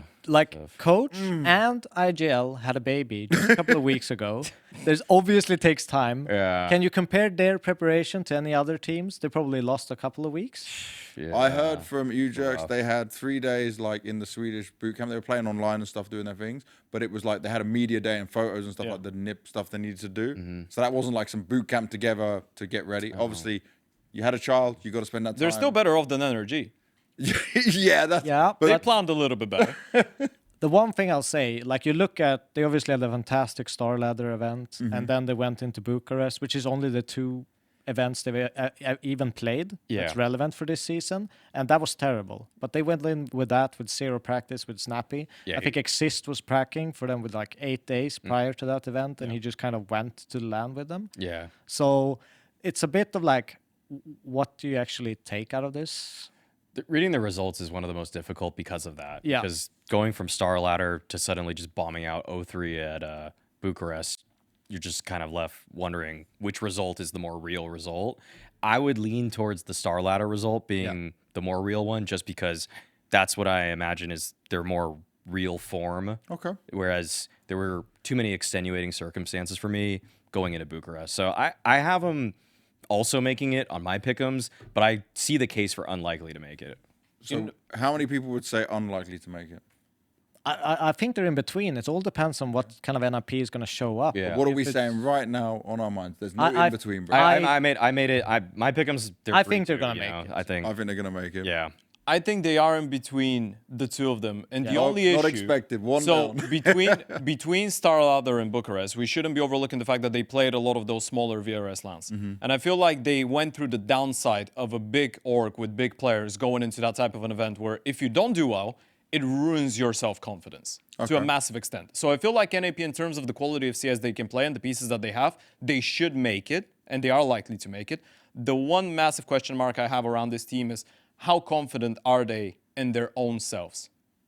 Some of their individuals should be very confident. I'm looking at Wrinkle, Ex-Kaspersky, for example. Wrinkle has They been have playing- they have had troubles kind of incorporating Ex-Kaspersky. He had a great first event as well, and then he kind of like started That to was simmer Cologne, off right? a little bit. I think so. Yeah. But yeah, he hasn't really recovered from that. And, you know, Snap even talked about on StarLadder that they've obviously put him in a role where Arostose was before.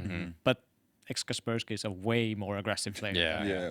And it kind of changes the whole balance of the team as they want to play things. So I'm sure they've experienced or experimented with that to kind of change the balance in their game. I'm also going to have to speed us up because we are terrible at time. Okay. We go through this. So I'm going to go next NRG. For me, not expected to make it given the recent things. Obviously, Nitro had a baby. Bad planning on the time, but congratulations on that. But Yeah. kind of rough. You need to plan to make babies a little bit earlier. That's not how it At works. least we get to see Daps play again in Yeah, 20. Daps gets to have a go again. And the good thing is, when I spoke to Daps, he said they knew obviously this was going to be Right. a potential. He said because finding a North American IGL or a player to step in was not like. be a no this from face, this shaking his head says everything about what you can try and find in North America. just play with Daps. Daps Just is play just a with Daps. better option. Yeah. But still now not expected to make it, right? No, definitely not. It was, I mean, even with Nitro, after watching them at ESL Pro League where they went 0-3, Yeah. I was never really going to put them through to making this. And now even more reason to just put them lower in the tier list, unfortunately. All right, next, the Huns. Not expected to make it. Let's I go think- through these bottom ones. D tier. Are we using that tier? Are we? He went to use the tier. Okay. I thought we forgot about that. I was supposed to delete the tier. I did not do that. yeah. This is my No, tier I think list it's making perfect. skills. I think it's perfect because you still fine. rate energy a little bit higher than the Huns, even with Daps. Oh, I mean- okay, you're just disrespectful to the Huns right now. I I'll give them actually an like edge. score a lot. I mean, are we just throwing like rare atom, red? I would throw Rare Atom in there too. Then. Yeah. What, in D? Yeah. Yeah, don't leave the Huns alone. Come Bro, on. you can't put NRG with Daps above both. But I can. But we will. Yeah. But we will. You're talking to the master. The of tier majority. lists. The majority will put them there. Oh my god. All right, okay. Well, we're going to argue about Lin Vision and... Oh, Lin Vision's way higher for Good, sure. Okay, thank God. Than Thank D. God. All right. It's way higher than D. All right, so put Rare Atom in D as well. Okay, all right. Yeah, you said it. Yeah, bro. yeah. I do not agree. It's just a weird tier list that it just goes to D suddenly. You're not expected to make it. It's but- great, isn't it? But yeah, definitely Rare Purple Atom D. logo. Okay, actually, D. be nicer to Rare Atom maybe then. Just say not expected to make it. No? Sure. Or you want to do If you want to D? be nice. Okay. You want to be nice to your. Maui hates Rare Atom, put him in D. You are I selling a said- mouse pad there, so gotta show some love, I suppose. Hey, yeah, I got to make that bread, man. Come on. Producer, Rare Atom. It's the purple logo. That's the one. There you go. There we go. Maui says D. I do not agree, but I got overruled. You say D? Oh, man. D? I think it's a level to vote because I would put them in a not expected to make it. Okay. Oh, God. Even producer in my ear said he says D. So the producer Yeah. hates Rare Right. Atom as well. Okay. Um, Okay. All right. Next, I'm going to do M80. This is a weird one because there were some highs for M80, Yeah. but then they lost to NRG. But they did tell me like they were up stupidly early. It was a long like this is what I heard from Sin earlier. He gave me some excuses. Yeah. Yeah. But I'm still saying M80 should not have been losing to that NRG in the final. No. No. It should not have. So I still do- think they are the better team. Even M8, though no, lost. they are. Yeah. I'm not doubting Yeah. or arguing that M80 is not the Yeah. better team, but does that put them in unlikely to make it? I think so. I think so. Yeah. Yeah. Okay. They deserve to be an unlikely to make it. No, one more higher. One more higher, yeah. One more. There we go. They deserve to be there. I technically had him to make it on my Pickems, but that was Cope. That's a little Cope. Yeah, you are North America. But I think they're a 2-2 team. Yeah, Yeah. that's kind of how I feel. Yeah. Too, Okay. Red Canids, not expected to make it. Not expected. Not for me. expected. Not expected. Okay, nice. That's good. We all agreed. Fluxo, I would say not expected to make it. I think they're better than Red Canids, but not. It's just, are they not expected or unlikely? I'd say top of not expected. Yeah. Okay, I so agree. put the Fluxo logo ahead of NRG. Put them as the number one of not expected to make it. They've just been on a tear lately in South America. Yeah. Yep. And I can't really read those results as cleanly. Also, Kaya's back. I know you love him. Let's move on. I don't wanna Favorite players. address that. He's already been through this many times. Yeah, he wants to start off. They're the in major this hotel positively. somewhere. You know, they're. He wants to start off the major positively and alive, Ted. So we have to be very careful. Are you doing a Fluxo again tomorrow? No, I'm not. No, I'm It's in his not. contract that he's not allowed to. Yeah. Lin Vision, unlikely to make it for most of you, I'm guessing. I think unlikely to make it, unlikely. yeah. They're definitely an unlikely. I think we have more or less the 4 teams that are going to be, or how many 2-2 teams would there be? There'll be 6, right? Yeah, we have one spot left essentially for making it if we take the 2 top rows. Yeah, right, Yeah. right. Okay. So we need to decide between FlyQuest and Limvision. Yeah. So Lin Vision's the bear logo. We should Okay. put them in unlikely to make it. I would like to say likely to make it, but I am delusional and I'm not an analyst. They do have the upset to potentially. They have potential. Best of Yeah. ones. They could have a good start, Come on, win Lindsay. some pistols, could farm bring in the the big momentum. ones. We saw Gum out strat Zonic Oh, the in lie. Austin that he only needed an hour to anti-strat Falcons. While he wasn't sleeping. Yeah, It was he just wasn't an hour sleeping. While being completely that was cooked. That was his greatest achievement. It put Gum on the map for me as a coach. But I just their personnel are not as strong as a lot of these other teams personally. Imperial. I think unlikely to make Unlikely? it. Unlikely. I'd put them over some of the other Brazilian teams because of experience. Above Fluxo. Yeah, that's good. That's good. That's good, yeah. Yeah. FlyQuest. Likely. Like. I like them. I like them. Maybe Not bottom. expected to make Not it. Not expected to no. make it. I would put him Likely at the bottom. at the very bottom of likely to make it Yeah. or the top of unlikely. But I think we have to put a Likely to make it. yeah, we have to put a Likely to make it. likely to make it. Likely to Yep, make at it. the very end of likely Yeah, to I make think it. we have to. I think. I think that's a good list. All right, there is our major tier list. I like We it. are happy with this, apart from my Lin Vision thing, but I'm a bit outruled on this. Everyone comfortable with this one? 100%. Doesn't match my Pickems perfectly, but it's close enough, and I can agree with what we've done. There we go. That's a good way to do it. Ted, time to say goodbye, man. Final words. Anything you want to say? Thank you very much for being here because, sorry, I'm rattling through this very Yeah. fast now. Well, thank you very much for inviting me. It was an absolute pleasure. And yeah, thanks to everyone for watching. I hope that you will enjoy the next couple of weeks. And I hope that all of us here at the table and all of our other lovely colleagues that are going to be here are going to be able to make the event more pleasant for you to watch. Let's go. Thank you very much, Thank you Ted. so much. Let's go, Ted. That's the golf The- clap. the- man. Go, That's Ted. it. I That don't was wanna the be too that loud. was the golf clap and a half. Yeah. And then director of esports operations for FaZe Clan is Eddie, major Dun, dun, winning dun, coach. dun. Come sit on down. Come join us. Man came with a swag to promote at the same time. Oh wow. Eddie, I'm keeping the black cap. I'm just telling you for this you now. guys. Oh, look at that. Look at me. Oh yeah, we got to give you that. Let's go. 2 major winning coaches. Yeah, right? two Yeah. major Awesome. winning coaches next to each other. These guys, I think it's a absolutely little more amazing. official, but Hey, you were the ultimate major winning coach at that point, man. That was a crazy thing to go through. I got to tell this story actually while Eddie's here. So during the major, when FaZe went on to win it, Eddie's behind the team. Robin was there in the arena. I saw Robin with 8 beers stacked before the final. Like it was Okay. racked up beers. I saw him and he goes, "This is the best. I don't have to do anything right now. I'm just gonna watch and see what happens." He was the most happy. He was super confident.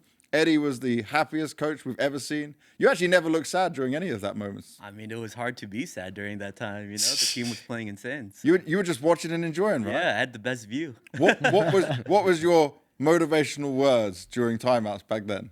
I mean, honestly, it was pretty new to me, like being in that scenario. Yeah. So I didn't really have much to say. I would just try to keep the vibes good, you know, just laugh, giggle, try to cheer the guys up, you know.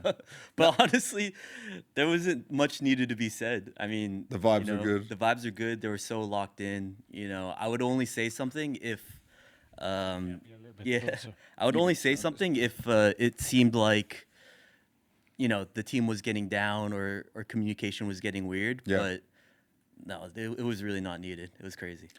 Now, for you, Eddie, right? You are the director of esports operations is the full title. I've joked with you about this before, but you're still always just with the CS guys I know. most of the time. Yeah. You just like it, right? You just enjoy it all. I mean, you know, it's crazy because CS was my kind of introduction into the esports world because I Oh, was wow. because I was it was the most complicated system for Yeah. us, and originally the president of esports was like, hey, listen, if you can get CS, then you can get any other game, right?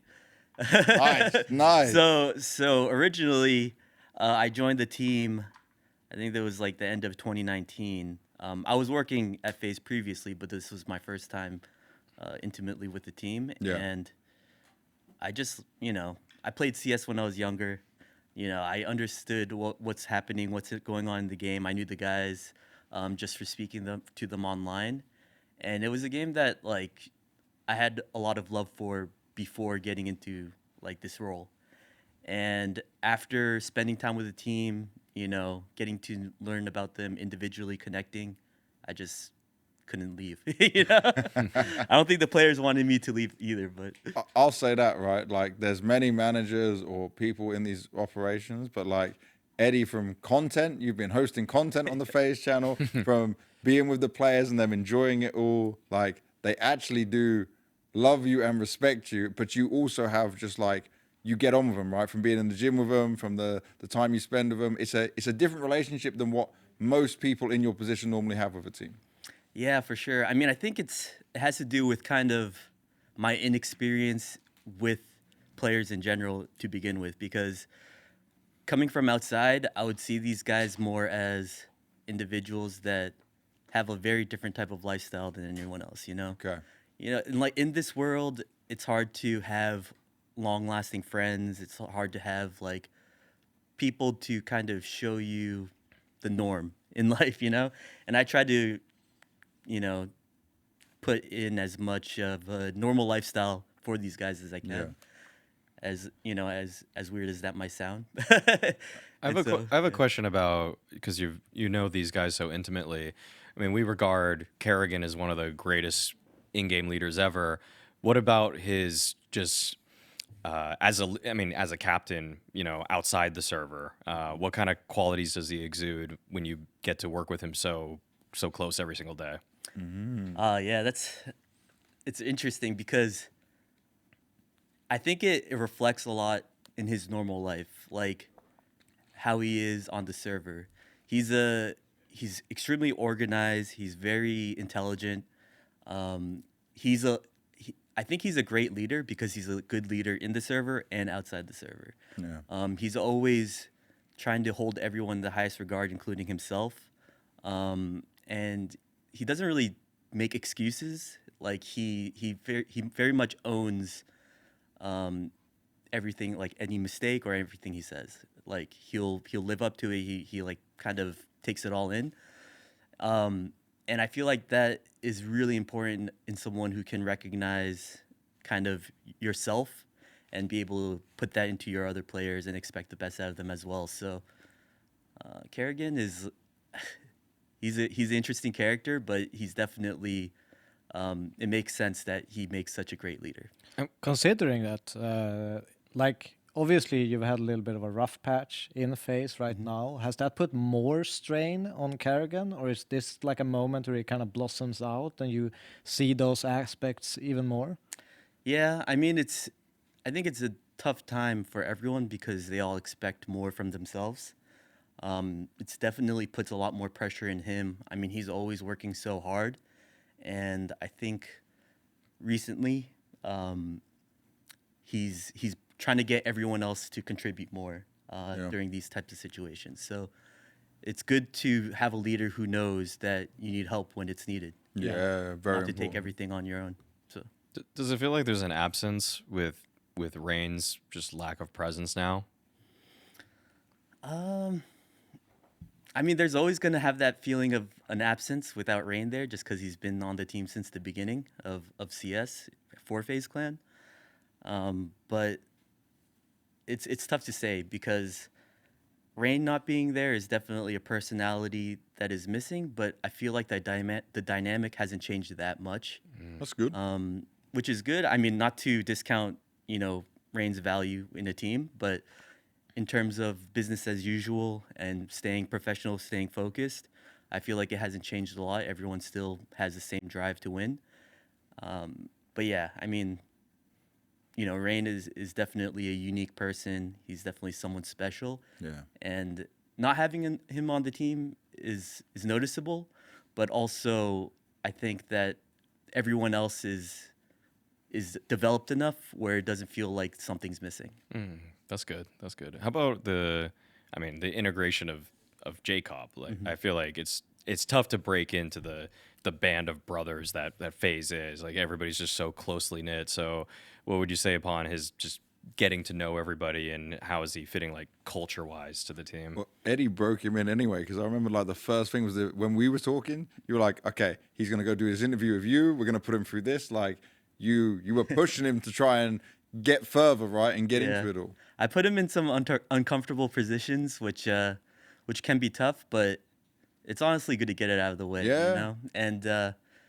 And I've tried to protect him a little bit since then, just because he has a feeling for it now. But I think that honestly, Jacob is such a talented individual in terms of mechanics and everything. I think that we're just seeing the beginning of what he's capable of. So I'm interested to see, as well, how he develops. I have a lot of faith in him. I think the whole team does. That's why we've gone in this direction. But yeah, I think that people haven't really seen his true potential yet. I know some people may have seen glimpses of it in Tier 2, but I think there's a lot more to come. What is it that you feel like right now, from what we've seen of him, that we have not been able to get from him during the events right now? Like, what do you think is missing? Because obviously there's a reason you picked him up, right? Yeah. There's a reason that this, like, is a player you're putting some belief in for the future, and it's a young player coming into the lineup. But what is it that we're maybe not seeing yet?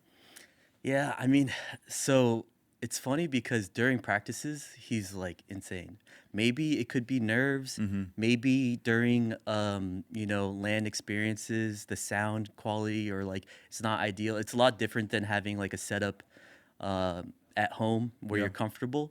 So I think it's just more of experience right now. I think especially, coming into a Tier 1 team, and fitting in with our team that has such a unique style that plays off of each other, like vibes, and kind of having a understanding of how each other plays really well. I think that's stuff that he will learn quickly and in due time. And I think it's just a matter of getting more reps in at this moment. And what better stage to showcase it than this one, Yeah. I mean, have you thought about or changed positions for Jacob? Because it feels like when you picked him up, he kind of got thrown into a lot of different positions, or that he wasn't used to or hasn't played before. Yeah, I mean, I'm not as involved with that as Neo and Finn would be. Yeah. But I do know that they believe that he can be in a lot of these different positions because he's so versatile. Okay. Yeah. So I think when he was on Apogee, he played more of a star position.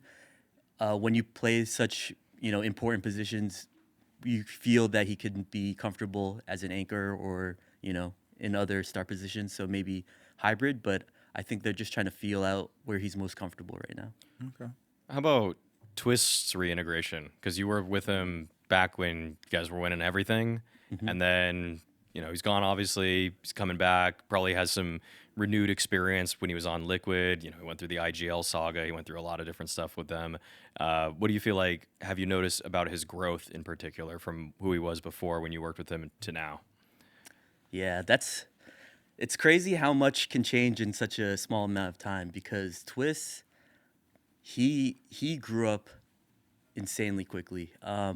In terms of how outspoken he is. He was outspoken before, but now he's just a lot more clear, and his choice of words when he's expressing himself is just much better. I think he gained a great understanding of who he is and his own kind of personality and what's important to him, as well as how he can help the team and be able to express that in a very constructive way. So I don't know if it was his time as an IGL, but he definitely gained some leadership qualities that has been very helpful for the team. And yeah, I mean, you know, I liked working with him before, but now it's even better. You know, That's good. Yeah, especially because he's shooting really hard, and you know, he has such a big voice, especially during some certain times where it feels like our communication is down. We have like a second person to be able to bring the team back, so it's awesome. And he looks so motivated now back to want to win again, right? Absolutely. He kind of was becoming like a shadow of himself when it was Liquid into all the stuff they had to go through into this. It's nice to see that energy back. But tell me now, what has the team been doing now they had some time? You had so many tournaments. Jacob's just fighting and going, and the craziness that happened to EPL.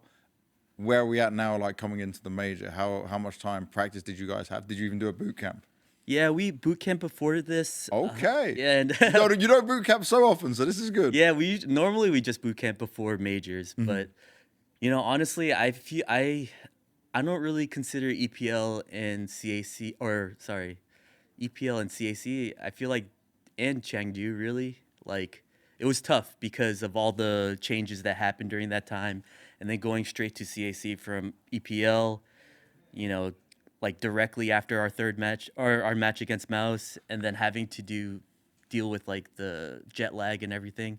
And also a lot of extra pressure on Jacob because obviously you make playoffs with Rain coming back. It looks like the old gang's back together. And then Jacob's got to be like, well, shit, the expectations now are really high on me. Like, it was probably the worst possible tournament he could have been thrown into. Definitely. I mean, I think that situation in general is probably really, really bad for all of us. Can you explain where the cock-up happened? Can I ask you that? Because this was messy as hell, bro. Like we were not sure what was happening. It was messy. I'm gonna just leave it at this. It was a miscommunication between both EPL and our ESL and me. So If I'm right, EPL would have had to accepted the roster, right? And you would have submitted it with Twist on. They booked the flights. Yeah, I don't want to comment too much on it, but Twist was a sub on the roster, so it could be misconstrued. Okay. Because you never know who's gonna actually be. But there's a lot of other stuff. I don't want to throw them shade.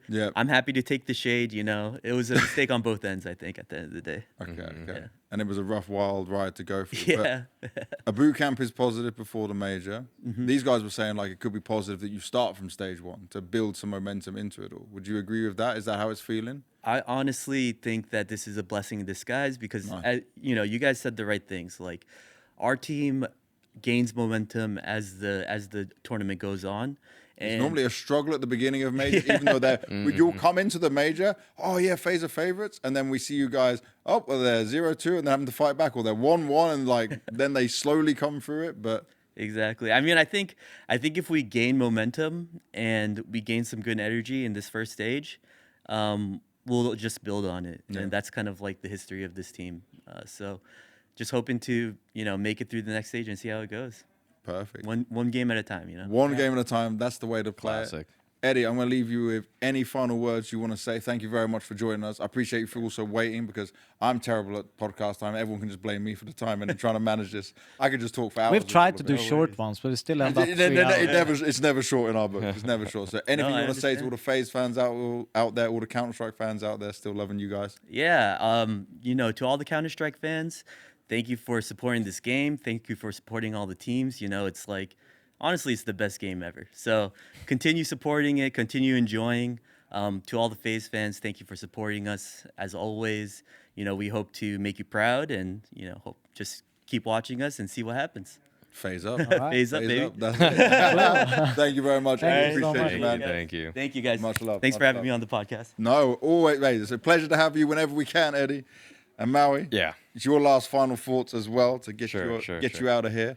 So, you ready for the major? You all prepared into this madness that it's going to be? Totally. Yeah? All I need is a FaZe hat. All you need is a FaZe hat. All I need is more FaZe merch, actually. We're gonna bully. We're gonna tell Eddie was not aware of the numbers. We're gonna be like, Eddie, bring another hat. It'll be fine. Yeah, we get you a hat as well. Eddie was coming and sharing us the love of it all. No, I'm just excited for stage one. Yeah. I think it's going to be a great major. I feel like there's so many storylines that are just colliding right here.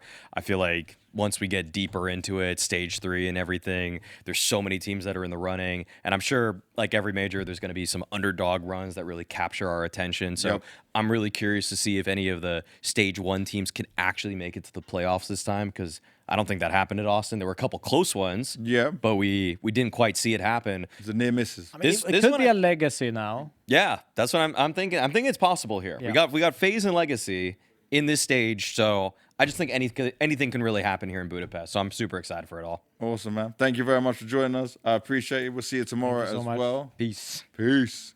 Thank you. All right. Have fun, y'all. And we have one final amazing guest to join us from the team side before we get into the last bit. So let's bring it on. Mr. Robl, come join us over here. Take your seat. You can be next to DevWalk or me, whatever you prefer. We can keep the Scandinavians over on one side. I'll just take the one closest. How are you doing, sir? I'm good. A little bit tired. A little bit It's been tired? a long day. Yep, I'm sorry. I mean, we're keeping you even later with it, but I appreciate I you get it. coming in with the time. We're not taking the players' time, right? So we're taking... No, and I appreciate. I actually See- spoke with Hugo outside. I was like, I appreciate this, you know. See? because my players can do the preparations that they need to do. I'm gonna and ask you also to get a do- bit of rest. Yeah. I'm gonna ask you to do this. Move this like a little bit more... No. This part you can change. This here, part? so you can bring... Yeah, that's Okay. gonna be about perfect. I'm a little bit taller than Eddie. Yeah, just a little little bit bit taller, in there yeah. as well. Yeah. But for NIP right now, Yeah. I want to ask from your side, because you are focused on... So your exact title, not just performance coach, right? It's like Director of performance. director of performance. And it's just for CS, or you do other games as well?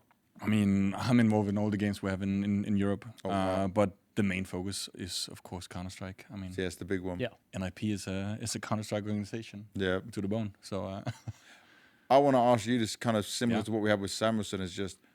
It's very different for you guys because it's not like instant invites. It's not the same way of doing things as before. How tough has this been for you? Because you have very different players in sense of some are young, up and coming, and then you've got others who are tried and tested and used to a certain system, and there's been so much change amongst all of it.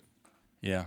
And the question, Is like, how do you dealt with it? How is it from your I mean, side? you guys started at like, what was it, like 190 I mean, we rank reset or something? we straight up reset Yeah. the whole thing, right? I mean, to be frank with you, it's probably been the toughest year I've ever been in esports. Wow. And just for people to know, you went through the heroic times into this. I was as in well. heroic for a couple of years before I joined the NIP. Yeah, exactly. So I've been there for I think 5 years. But this has really been a test. It's been a test, for everyone around the players, but also definitely for the players. But I mean, here we are. So I guess it was all worth it. Yeah. I mean, you must still be quite proud of, going the journey from that like reset Yeah. to now, you're at a major, you've qualified, something that's, is extremely hard, especially when, you had to calculate the VRS system, what lands are actually worth it, what's worth going to, and you guys kind of saved yourself in the last moment where you calculated your save, Yes. But it's still a big achievement. Going from 0 to a major in 1 year, you must be like, Yeah, Stack. I mean, everyone in IP and me and the players, of course, we're so proud of what we've achieved. Yeah. Because you're right, it has been really, really, really difficult. It's been a lot of grind. It's been a lot of calculating VRS. It's been a maze. And then at the same time, you look at this ranking and you think you've done all right, but then you also like, oh, if we've done this different, we might have been in a slightly better position. If we had done this different, we would have been in an even better position. yeah. But I mean, at the end of the day, I think we handled it really, really well. I think we navigated in this whole thing as good as we could. And I guess it shows when we're here. Yeah. And I mean, big kudos to the players, but also everyone around the team that's been helping out. Because a lot of people have been involved. And I want to also look at, for example, with Snappy and Shush. I remember seeing Shush and Snappy when they came to Astana, and they were so happy just to be back at that level of event, right? Yeah. The PGL Astana event. And it was like, oh, we got there. We made it to this point. But like, how hard is that from the mental aspect? Because obviously playing these online games and maybe not having the same motivation, going through some also awful situations online where there can be tier 35 cheaters or whatever else going on. Like, how do you manage that from a personal standpoint of two players who have won trophies, who have done great things in Counter-Strike, and they've had to almost be humbled throughout this crazy situation? I mean, I think first of all, Shush I've been working with back in Heroic as well, right? And Marco also know pretty well. So when we screen for players, I mean, obviously one of the things we also screen for is what kind of people do we get in, what is the character they bring to the team. And I think those two definitely have that, you know, a great character for fighting and for working hard and for really pushing, you know, every single day. So that helped a lot.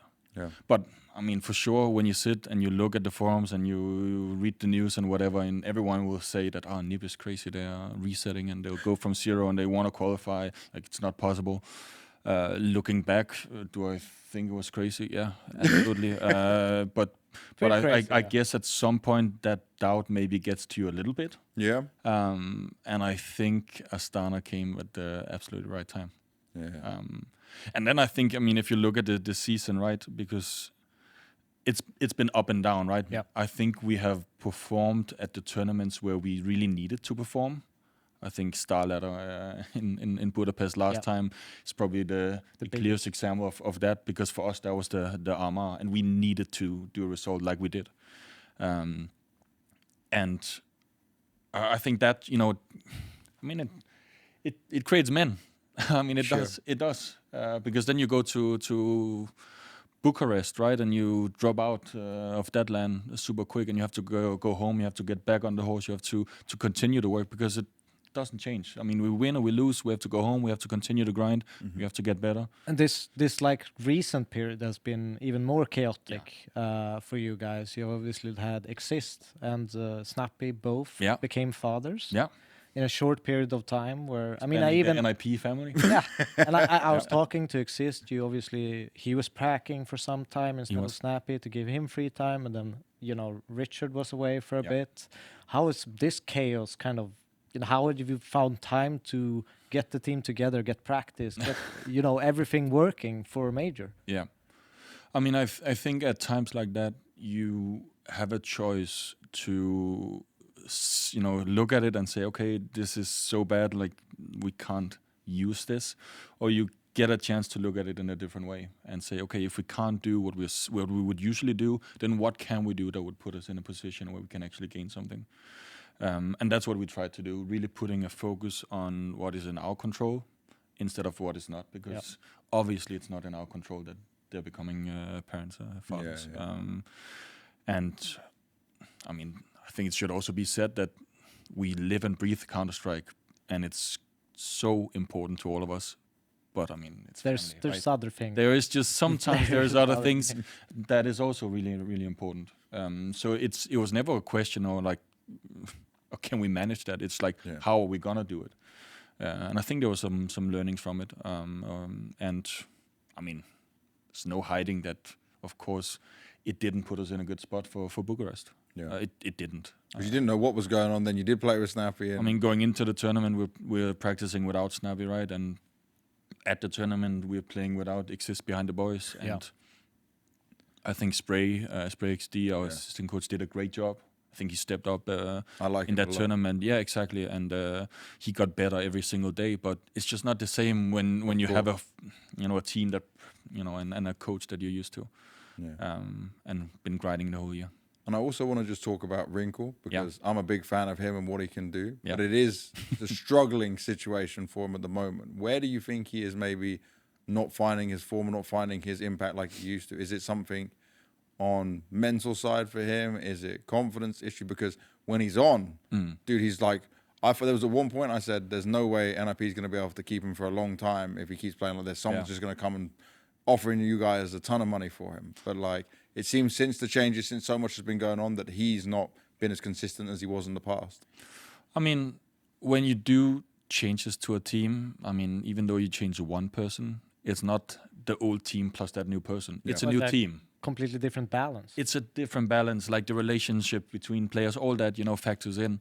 And I think I overheard you guys speaking about it earlier. You know, when you go from Aristote to a guy like Kaspersky, like one was There's a a little bit more different level of aggression. I mean, Casper likes to go forward, right? He's evolved immensely with us, but especially in the beginning, you know, you also have this diamond in the rough that you have to shape and and maybe even polish, right? So to work with everyone else, but it's not just him. And I think I'm sure we're not the only team that experiences when we then have to fix one issue, then another one pops up, right? Because everything is affecting like everything. Yeah. And I think Artem has been affected a little bit by that. And also, I think when you keep in mind also the season he had before the summer break, he was incredible. He was crazy. He was so good. Didn't matter if he had the rifle or the orb. And then, I mean, you have the rating change, right? That also affected all. But there's so many things that factors into this. And I think we're absolutely getting it under control. And I think Artem is on the way back. And I hope he's going to show it already. And I believe he will. And in terms of showing it, how ready do you feel because of everything you've been through, like what DevWalk was mentioning with both coach and IGL having a baby, practice time? The guys told me as well, like boot camp wasn't really, it was playing online into the offices to do media day stuff for NIP, which obviously everyone has to do. It's what pays the bills for these teams, right? We understand that. But do you feel like you're in the best shape possible for the major, or not really what you would have wanted? Like, where are we at right now? If you're a NIP fan, you're trying to think, okay, what are our chances right now? Because a lot of people have got you guys making it through, but it's a lot of... You probably saw our tier list. We had you making it through. I heard. So there's a lot of if, buts, and maybes depending on, I guess, how much practice you guys had. So where do you see it at right now? I mean, I think we have a team of players and staff, you know, coaches, assistant coaches. We also have an analyst and everything. And all of them are people who are willing to put in an immense, amount of work, and we've been doing that. And I really hope that we're gonna show, much more, a level much closer to the one we showed last time we were in Budapest than Bucharest. I believe we can. I believe we will. I think it's probably the easiest way to answer it. We've been doing our homework. We've been putting in a lot of hours.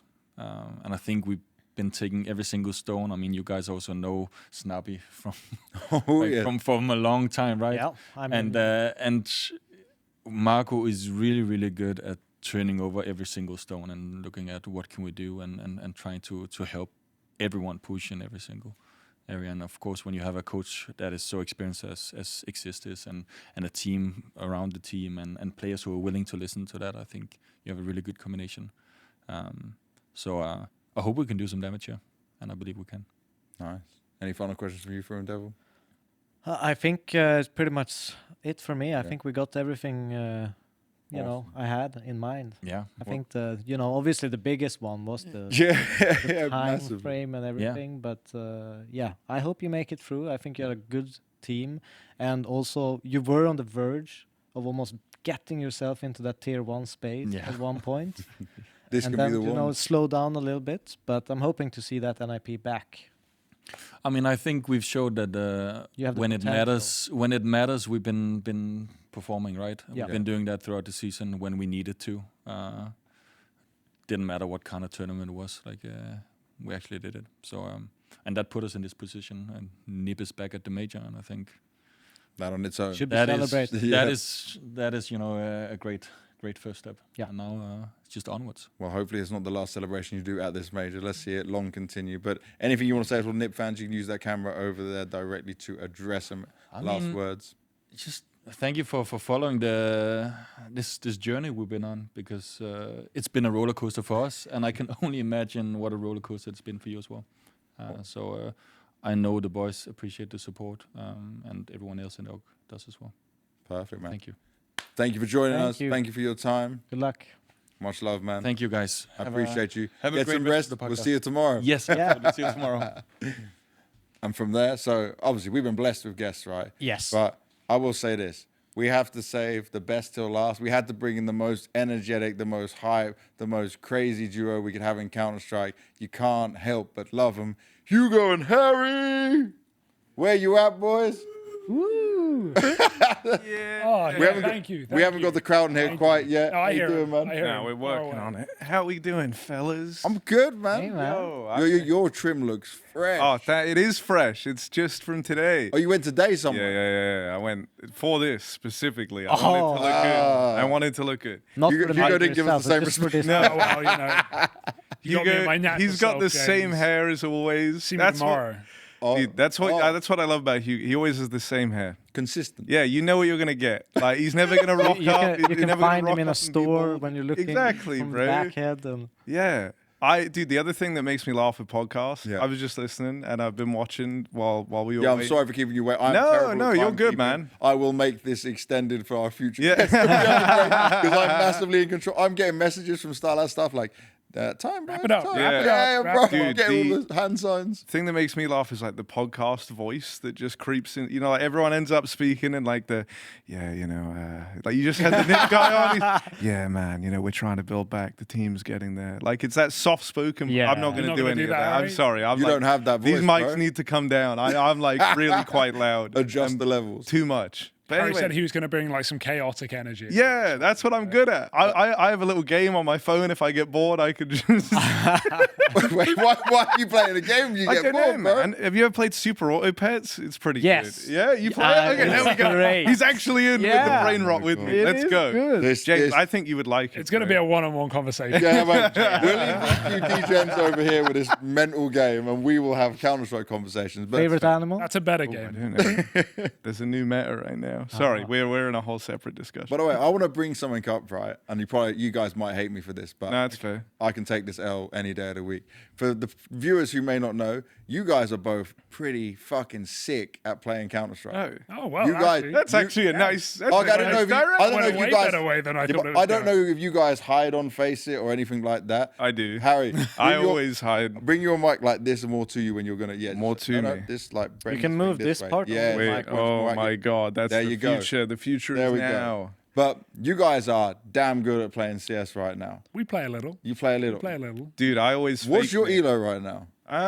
It's gone down a bit. I'm like 2,700, 2,800. That's still good. You? But we, I'm like 3K. yeah, Free- yeah. Who's the IGL and who's the Nah, guy? That's big the brain, idea. big brain, Who- big who- brain. Man, Who is the That's guy my that doesn't ideal. listen? That's me. Bro. I wouldn't say Actually, no, Harry I doesn't listen. I just don't talk. No, you don't, he doesn't talk. He's Okay. like a non-verbal Wait, that player. hasn't changed then. No, No. he's So, non-verbal. Yeah. When we used to play, Not even after you die? No. Oh, no, Nah, bro. especially, No, no, he taps especially out. He when taps I'm out. alive, He's- I don't tab out. I'm not a I don't know, tapper every out. time I get a sick round, I'm like, Harry, did you see that? And he's like, oh, no. No, I go. like, On who are you my, watching? I go on my phone. That's even Play worse. the Is it Same, Super Auto Pets time? Yeah. It's I'd super rather auto you pets tap on out. the, and I have like Subway Surfers. Sometimes on the I hear the main screen. brain rot in the background. Oh, I hear no. like the American Yeah. Wait, politics. the funniest thing is when we play in games, like this was years ago, and I'm fact that you still do this is crazy. I'm literally Harry, and there's zero communication. He's just going off doing some wild shit with a He'll get deagle. 3 kills around. Yeah, so it's he'll, okay. he'll get you the kills, but like he's not the communicative, helpful player. This guy will know every piece of utility you need to get anywhere true. That's and true. put you anywhere. But that's helpful. So you guys are still keen gaming. You're still Yeah. doing it while being a dad. Yeah. It's You're not hard, slacked though. off. I tell you what, it's hard. Like, it's Bro, I not- used to play. Not the same. I used to play, and then if Harvey was in the thing sleeping, I just like rock him with my foot while playing. Oh, you dude, go. that's That's my next problem. Is level. I built like a studio outside before becoming a dad, so I have like Oh. outdoor studio, and that's where I play. But It's then just like a PC in the garden. when I cold. I've pitched roof. I've pitched like taking him down there, but it's like walking him through the cold to go, and it just feels cruel, you know. Yeah, you got But actually. He can't complain yet, in so in a Sweden, way, they maybe do it all that. works out. Yeah, It's true, it's supposed good to there. help, right? In Sweden, Yeah. you leave the babies out in the I've cold, seen this. Like people in like coffee shops will Bro. just like leave them outside. and they're just like On the rocking it like this is street. completely Not normal. like they're obviously high trust society. like clothes. Yeah. You do that in London, you don't have a Yeah. baby anymore. Someone's stealing it. No, but of course, yeah. No, I mean it makes done. sense. Like Cold is good. I think it makes you. like invincible. cold. I love the cold. You bro. love I'm the like a cold. lizard, man. You're walking outside in t-shirts, Yeah. shorts, freezing. Even right now, I don't know what's the temperature here. Like 1 degree, bro. 1 degree. I love it, Yeah, dude. I'm go. wearing a shirt and a little thin jacket, and But that's you it. you would also be wearing a jacket indoors during an arena cast. Yeah, Be yeah, yeah. Layered up as well. He's He runs hot. I'm a very warm person. I feel like if you were born, you know, I was. where I come from, like You would probably be one of those mental people. It's minus like 20 the- degries and you have shorts on. Dude, no, walking to the there's store. an Oh, old Harry loves video shorts. clip of me in shorts in Katowice when it was like pouring it down with snow, and I was just, I know everyone was looking at me, but it was just nice. You just nice. enjoying it. All right, so to talk about major stuff and going Yeah. into stage one. First of all, just how excited are you guys to be back? Another major, another one rocking it like. Dude, it's great. I mean, we've been on a bit of a major run these last few years, so it's nice. It's interesting because technically our first major was StarLadder Same as Berlin, mine, which yeah. is we came in, we did 2 days. It was at the time I think the major qualifier. So we came in, we did 2 days, we got out. Quick job. But technically, it is our first major appearance. Yeah. So it's nice to come all the way back 6 years later and do it again. Also, this city is awesome. And I Yes. can't believe we haven't... Dude, the amount of people that know CS, who I've bumped into already, like our cab driver, people at the hotel. Like, I was just chatting to a guy at the restaurant who worked for the hotel earlier. And, sometimes people say, oh, yeah, I played 1.6 back in the day, yeah. whatever. My brother taught me CS back in the day. But this guy was like, oh, yeah, did you watch that Limvision... Rare Atom game the other day. It went 5 maps, blah, blah, blah. And I was like, what? What? That's a good sign for our this guy's crowd. like fully into Yeah, it. It's that's a fully good into sign. it. So I think that's really cool. Cool location. So always nice to be. Even the guy who cut my hair, I was like, oh yeah, we're here. He was asking what we're doing, and I'm like, we're here for a video game tournament, and he's like, oh, cool, and that was kind of it. But then he was like, yeah, the only game I've played is Counter-Strike, and I'm like, yeah, that's the That's what one. we do. That's definitely the one. Like, so yeah, it's kind of cool. No, I'm liking Hungary, man. Rude. It's good. I came to Budapest first time when it was like years ago. We did that V festival. Yeah, V4, yeah. But we didn't get to see the city was so far away. We didn't actually go into I know for Budapest. sure. We came back for Star Series and it was good. It was nice. There's like so many different things you can do here. Good food places as well. So it's got a lot within it. It No, should be I'm exciting liking the for food, everyone. bro. I've eaten goulash twice. And Dude, Already? goulash is been here amazing. one night, go, let's and I've go. had it twice. It's good. Also, eating meat again. That's so good, man. That is a But positive. that's just like a little extra tag on. That's not exclusive to Hungary. Like, Just in general. yeah, Only in yeah. Hungary. I'm you eat. hungry for meat. Wait, that's a clip. Right No, there, I Harry. didn't say that. I didn't say that. Delete the VOD. Everyone It's a knows live what I meant. podcast. Everyone You are- knows what I meant. Can we re-record that? Yeah. Yeah, we'll go back. Rewind. So Harry, hungry? Yeah, no, mate. The food here is really, really good. Have you tried the chimney cake yet? chimney cake? Yeah, I think that's what it's called. No. Chimney cake. What is Yeah, come It on. look You like got- chimney- Bro, none of us know. I've been researching the cuisine here, man. There's some really good sounding stuff. It's like a little. I need you to bring me a chimney cake. Yeah. Okay, I will. You're I a walk past. commentator on They're half making days, it. They're so- making it live, bro, on the street. Well, like in a van, still on the street. Like, Make it live on yeah, Twitch. yeah. No, dude, I'll bring some to the studio one day, maybe. I say studio arena. The arena, Yeah, not a studio. not a studio. Let's talk about that for you guys actually as commentators, because it's arena the whole time.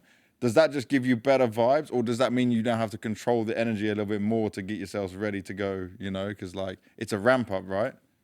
Hugo. Why do you both look at each Well, other no, like? we're- yeah. It's always fun. I mean, I actually think smaller crowds can be really fun in their own unique way, and I think Yeah. we've had that at a couple of other events as well. Like as sick as a 10,000 person arena is, I think 100, 200 people crowds can also be very intimate in a good way, and like chants can flow quicker. And you can also it's very personal. Like the setup, you'll see tomorrow on the stream, but the setup is really cool. The casters are right here, the teams are right here, the fans are right here. It's very personal. So I think sometimes smaller crowds can be a nice warm up for not only casters but also players who haven't played in arena games, let alone at a major. There's so many major rookies this time, but there's also arena rookies, and so getting a chance for casters to warm up with a crowd, players to warm up with a crowd, I think it's really cool, especially when for when it comes to the first couple of stages, it's probably just going to be locals, right? It's probably just going to be people from Hungary, people from Budapest who are coming to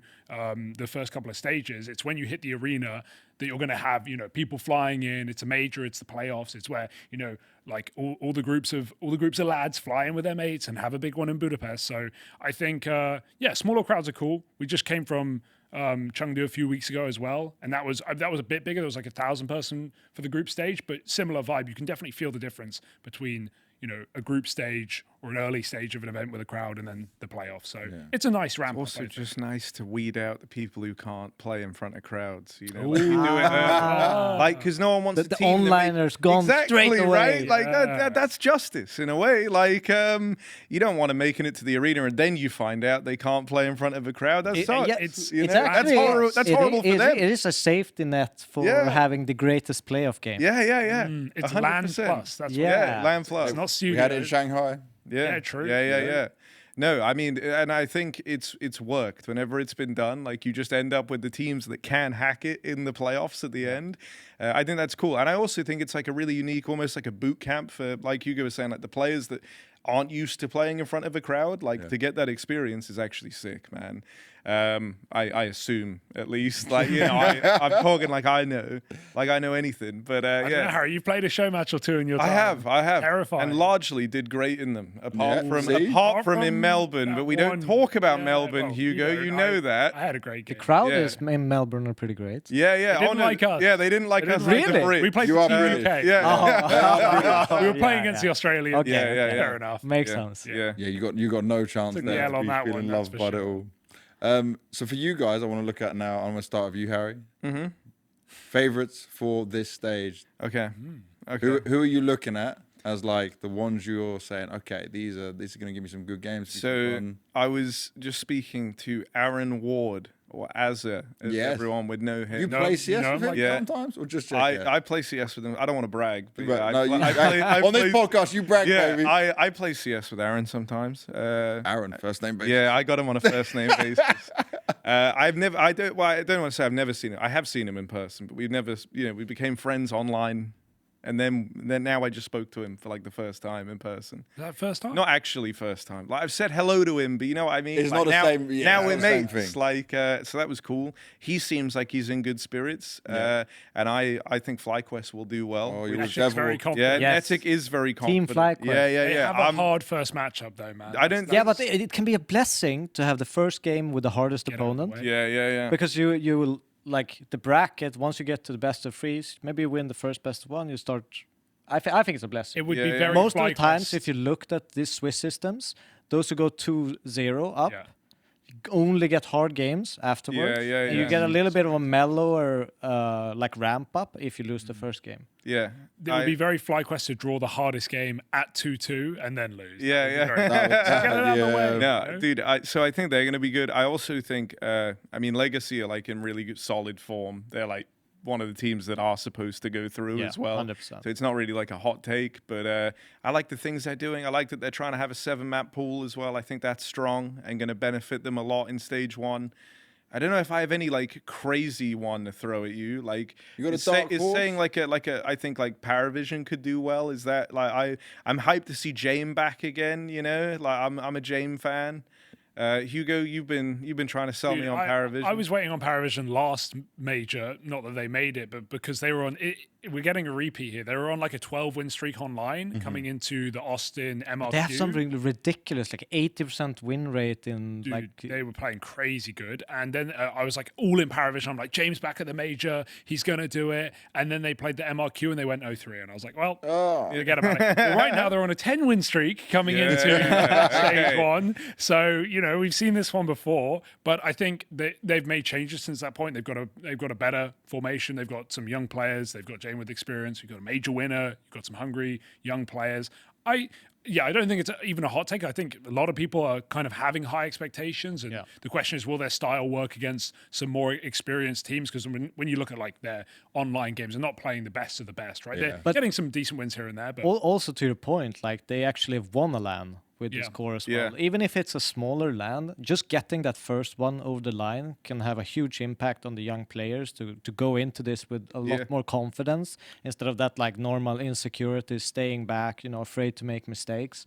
They've had a little bit of a taste of that and can probably push it into this stage 1. and they have a I good also opening think- matchup as well. Yeah. They know how it feels to like that feeling of like, oh, they came so close like back in Yeah. Austin, like they actually dealt with that punch and this is their like chance to try and level up a bit more. In a way, the pressure's off. They're at the major. They Yeah. made it this far, right? Last time they just went out in the qualification. So I think it's a little bit easier when you're already there. I think if you want to, again, I don't know if this is a huge dark horse, but I think Bait have been an interesting team because I've seen this core at least choke so many times. I'm thinking all the way back to the Paris Major in the Copenhagen RMR for Paris 23.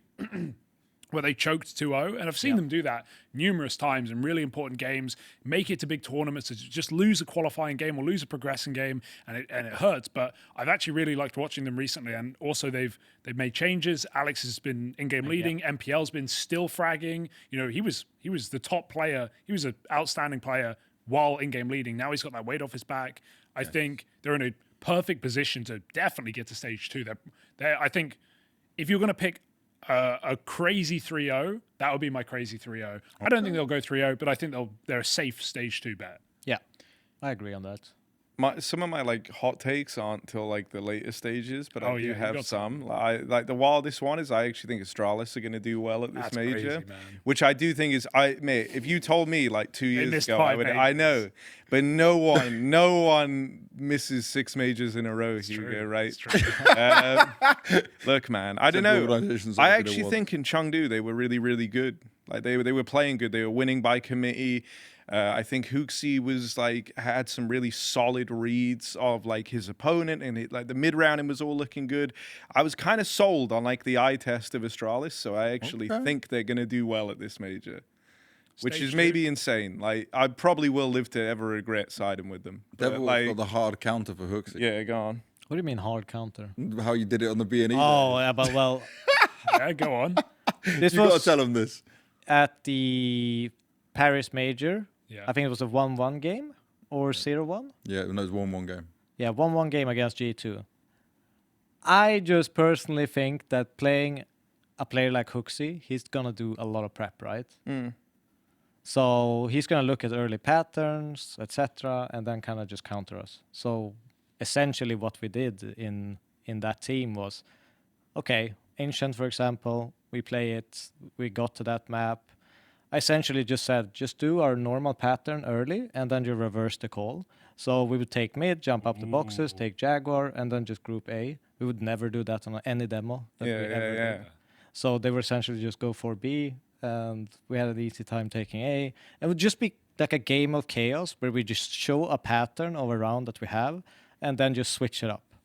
And that essentially just caught them off guard. We had a talk with Huxi on this podcast as well, that he just like, you did nothing, we checked, like literally nothing. So it's a little bit of a weird way to prep, where you like counter what you think is going to be countered, in a sense. No, but I mean, if it works, that's next level. And it did, like, How was the game? What was the score? Can't remember. It was pretty. I think it was pretty. No, so I got it here. Confidence. So it was the 0-1. You both 0-1. You beat 16-13, and this is with Nico and Monasi dominating. Like it's 159 rating from Nico, 1.05. But still us, like a rank. I don't know what we were. Yeah, you were far down. 30, and they were, you know. You were ranked 20th in the world, and they were ranked 4th, and they were obviously supposed to win that major. Yeah, but you know, the B&E like major buff was real. Yeah. You wouldn't hear from them for like 4 months, and then they would prop up at the major and just ruin. FaZe. Yeah, right. Like, yeah. That FaZe game was heartbreaking for us, man. Oh no. Oh, we were so close. You had them on the road. Yeah, 16-14. I think we lost last map on Inferno. Yeah. Still hurts to this day. All right, I want to ask you guys as well. Favorite teams to commentate when it comes to this stage, out of some of the ones you've done. Legacy, probably. Oh, dude, we haven't been casting them in their rise, right? Like in the last couple of events, we haven't actually got to cast them because they won at CAC, they came second at Bucharest. Like the games there were crazy. Maybe you did some at Bucharest, but the games are crazy. I like a Legacy game. I love watching Dumao and yeah. get loud. Actually, no, we did do some of them at Pro League because I remember Dumao scream. Yeah, echoing through the halls. So they're a fun team to watch, especially on a stage, like coming in immediately with a crowd. So I think Legacy are like the one I've got my eye on immediately. When they're not choking, Bait are fun. But like, it's a big when they're not there. That's doing a lot of the heavy lifting. I feel like sometimes when I look at Bait, they lose their mood way too quickly. No, that's like, exactly unreasonably bro. quickly. They'll be like 7-2 up, lose Yeah, the it's third like, round, and they're just that's it. It's through the floor now. It's Like no only one's having Kenzazor that smiles, and the rest of them look like they don't want to be there and don't want to play. But it's almost Kenzazor's like just yeah, going alone, bro. it's almost I'm like so they happy. could have an Fantasy. eco, lose it, and the mood is there. vibe. Yeah, like, yeah. why? Like, you weren't meant to win this Yes. round, guys. Like it's all good. Like no, and I think they are a bit guilty of that. Like from watching them a bunch, but I whenever they're not choking, they're a good fun team to watch, man. I'll give you this because when I spoke to MPL, he was like, "We didn't have a psychologist or performance coach. They do now have one. They're getting some more support for Okay. it. They But needed one. But we say they needed one. They're like, oh, this is just how we play CS. Like, it's not fun. Exactly. Like, bro, like, that's it. Yeah. Like, and I'm That's thinking, my point. and I'm thinking, this is not a good way to play CS. Like, No. you need to be able to pick yourselves up when you're down and out of it. You know who I'm bullish on right now, James? I'm bullish on Gamer Legion. I'm liking, you know. You're liking Game I'm League. liking Gamer Legion. Okay. I know Harry's shaking his head though because we've seen some poor PR games in the past. But when PR and Res are on, and I think in a stage like this with the competition we have, Gamer Legion are like they're the team that should just farm their way through the BO1. But they've struggled in easy. every Yeah. Swiss system I've seen them in. Almost. Ooh. Also, like in a game in a BO1. was it Melbourne when they got to this stage? got to the playoffs, they got demolished by and they Falcons. did get demolished. Yeah. And I feel like PR's been a bit of a shell of himself since then. Yeah, that bro. humbled him. Like, Or maybe it was a show he- match that humbled. Yeah, the show match probably didn't help. Bro. But I learned where the nickname comes from. It's because he likes crisps, and so he shortened Pringles. Pringles to True. PR. That's actually where his name comes from. That sounds like a bad it joke. sounds like No, a no, bit, but it that's sounds real. like you're memeing. No, Like, no, That's what he no, told that's us. real. Unless he was trolling us. I don't know. He didn't seem- No, he seemed like that was genuine. But no, man, I really because we spoke to him a bit when we did the show match. Yeah. He's like seems like a really good dude. Like talking to him. He was talking about how even though they got wrecked and he was in his head a bit about it, like he was like, I did love the feeling of going out and being on the stage, but like obviously he did like bad in that game too, right? Like the whole But team there's so fell much off. but expectations of him as well. Yeah, What he's right. been And able to so show. then you're this young guy. Like, oh, everyone's looking at you. Like you might be the next it player. You know, like, and I don't think he's necessarily tapped back into that yet at all since really Melbourne. Like, he's had blemishes of it here and there, but I want him to. You know, it was fairly consistent that he would be like the one to watch. I say fairly. He was the reason that team was still doing good. I think Torsen's sick though. Yeah, I was gonna say. I his rise is really, really good. And so that's been nice. By the way, he is the guy that like keeps that team going. Yeah. He's such a big boost for them as well. Yeah. And he plays all the dirty spots and he Yeah. does really, really well on CT sides. Like, Doesn't seem like he complains about Dude, anything either. I agree that like if PR comes back in time for the major and like starts hitting hard, I think they are. I would agree with you on being PR Res Torsen is like that's like Yeah. rumored to be the core that 100 Thieves wanted to pick up, right? Yeah. Anyway, like implied because you know I don't think you would get Hypex hasn't been proven really yet. Doesn't and make sense. But I think the GTR isn't Orper a game issue leader. is a little bit where this kind of imbalance for Gamer Legion comes sometimes. Do you want to sell? Can I sell you a Swedish Yeah. Orper, fresh off the market for Gamer Legion if things go wrong? FaZe. Man. Get 100%. Oh, yeah. I think that's Yeah. a great pick. You've From got an Academy League aggressive days. player, yeah. You've got an aggressive player. His form is really, really good. He's Mr. Worldwide. Bring him back to Europe. He's been in America. He's been in Asia. Bro, I he think- played I for think it would be a Rare good Atom. fit. He played for Yeah. Oh my god, I forget Yeah, about yeah, that. That was a wild He's a tournament. modern Yeah. day. Who is it? Who is Mr. Worldwide? Like HS or Fates? One of them. HS for sure. Yeah. He was Mr. By the Worldwide. way, you know HS now? I was talking to him on Instagram. He is just a big gym guy. Like, he's lifting heavyweight. Out like whatever he seems to commit to, he just succeeds at. That's just a random because you mentioned HS's name out of nowhere. still- I was just thinking, he mentioned HS and Fates. These are two people I have not Sorry, thought I'm of just in a thinking- long time. I knew it was an Estonian Yeah. somewhere in there. The production are now playing music in my ear, which means probably time to go. So they're playing us final off. thoughts, yeah, bro. They're playing us They're like playing us already. off. It's like the serenading us out Oscars, of this. bro. That's I've it, gone we too gotta far go. with this. So final words to your camera over there, Mr. Hugo. What do you want to say to everyone who's watching and looking at home, who's waiting to hear your beautiful voice on the commentary? Come to Budapest. Come to the StarLadder Major, and You can do a VO, bro. A VO. I've got time. And we'll be live tomorrow with day one of the major, so it's going to be a lot of You fun. on first games or last game? We're on first games. Oh, God. Okay. We're all up early. So nice early start for us. Harry, your camera's over there. Okay. Do your thing, brother. I obviously echo Hugo's sentiment coming here. That's not chaos. But the other thing I'll say is, always brush your vegetables and eat your teeth. That's the main thing. So there you go. That's my wholesome message to end on, I think. Chaotic. Yeah. K Otter. Chaotic. DevWalk, last words, bro. I'm just super excited to be here, meet some of these legends again. It's been a long time ago. Yeah, it has, bro. So now, come watch. Support any team you support. It's just good for the whole scene, essentially. So share on. If you have tickets, come to stage 1, stage 2. It's going to be an amazing experience, even if it's a smaller crowd. And yeah, hope you enjoy the major. You'll be closer to the players, so you can take advantage of that. Maybe get some autographs or a t-shirt thrown down the crowd to you. But either way, this has been episode 34 of the All About Counter-Strike podcast, which is for the major, the All About StarLadder Major Budapest podcast, which is going to be taking some time for me to get used to saying. But we've got 8 episodes to go. The first ones we've done ever live. It's all kicking and going here. The games start tomorrow. Make sure you don't miss any of the action. Thank you for watching all live in here. Hoffman's last words was Harry and Hugo loves Jaeger bomb. So I'll leave you with that lovely thought. Yes, true. Yes.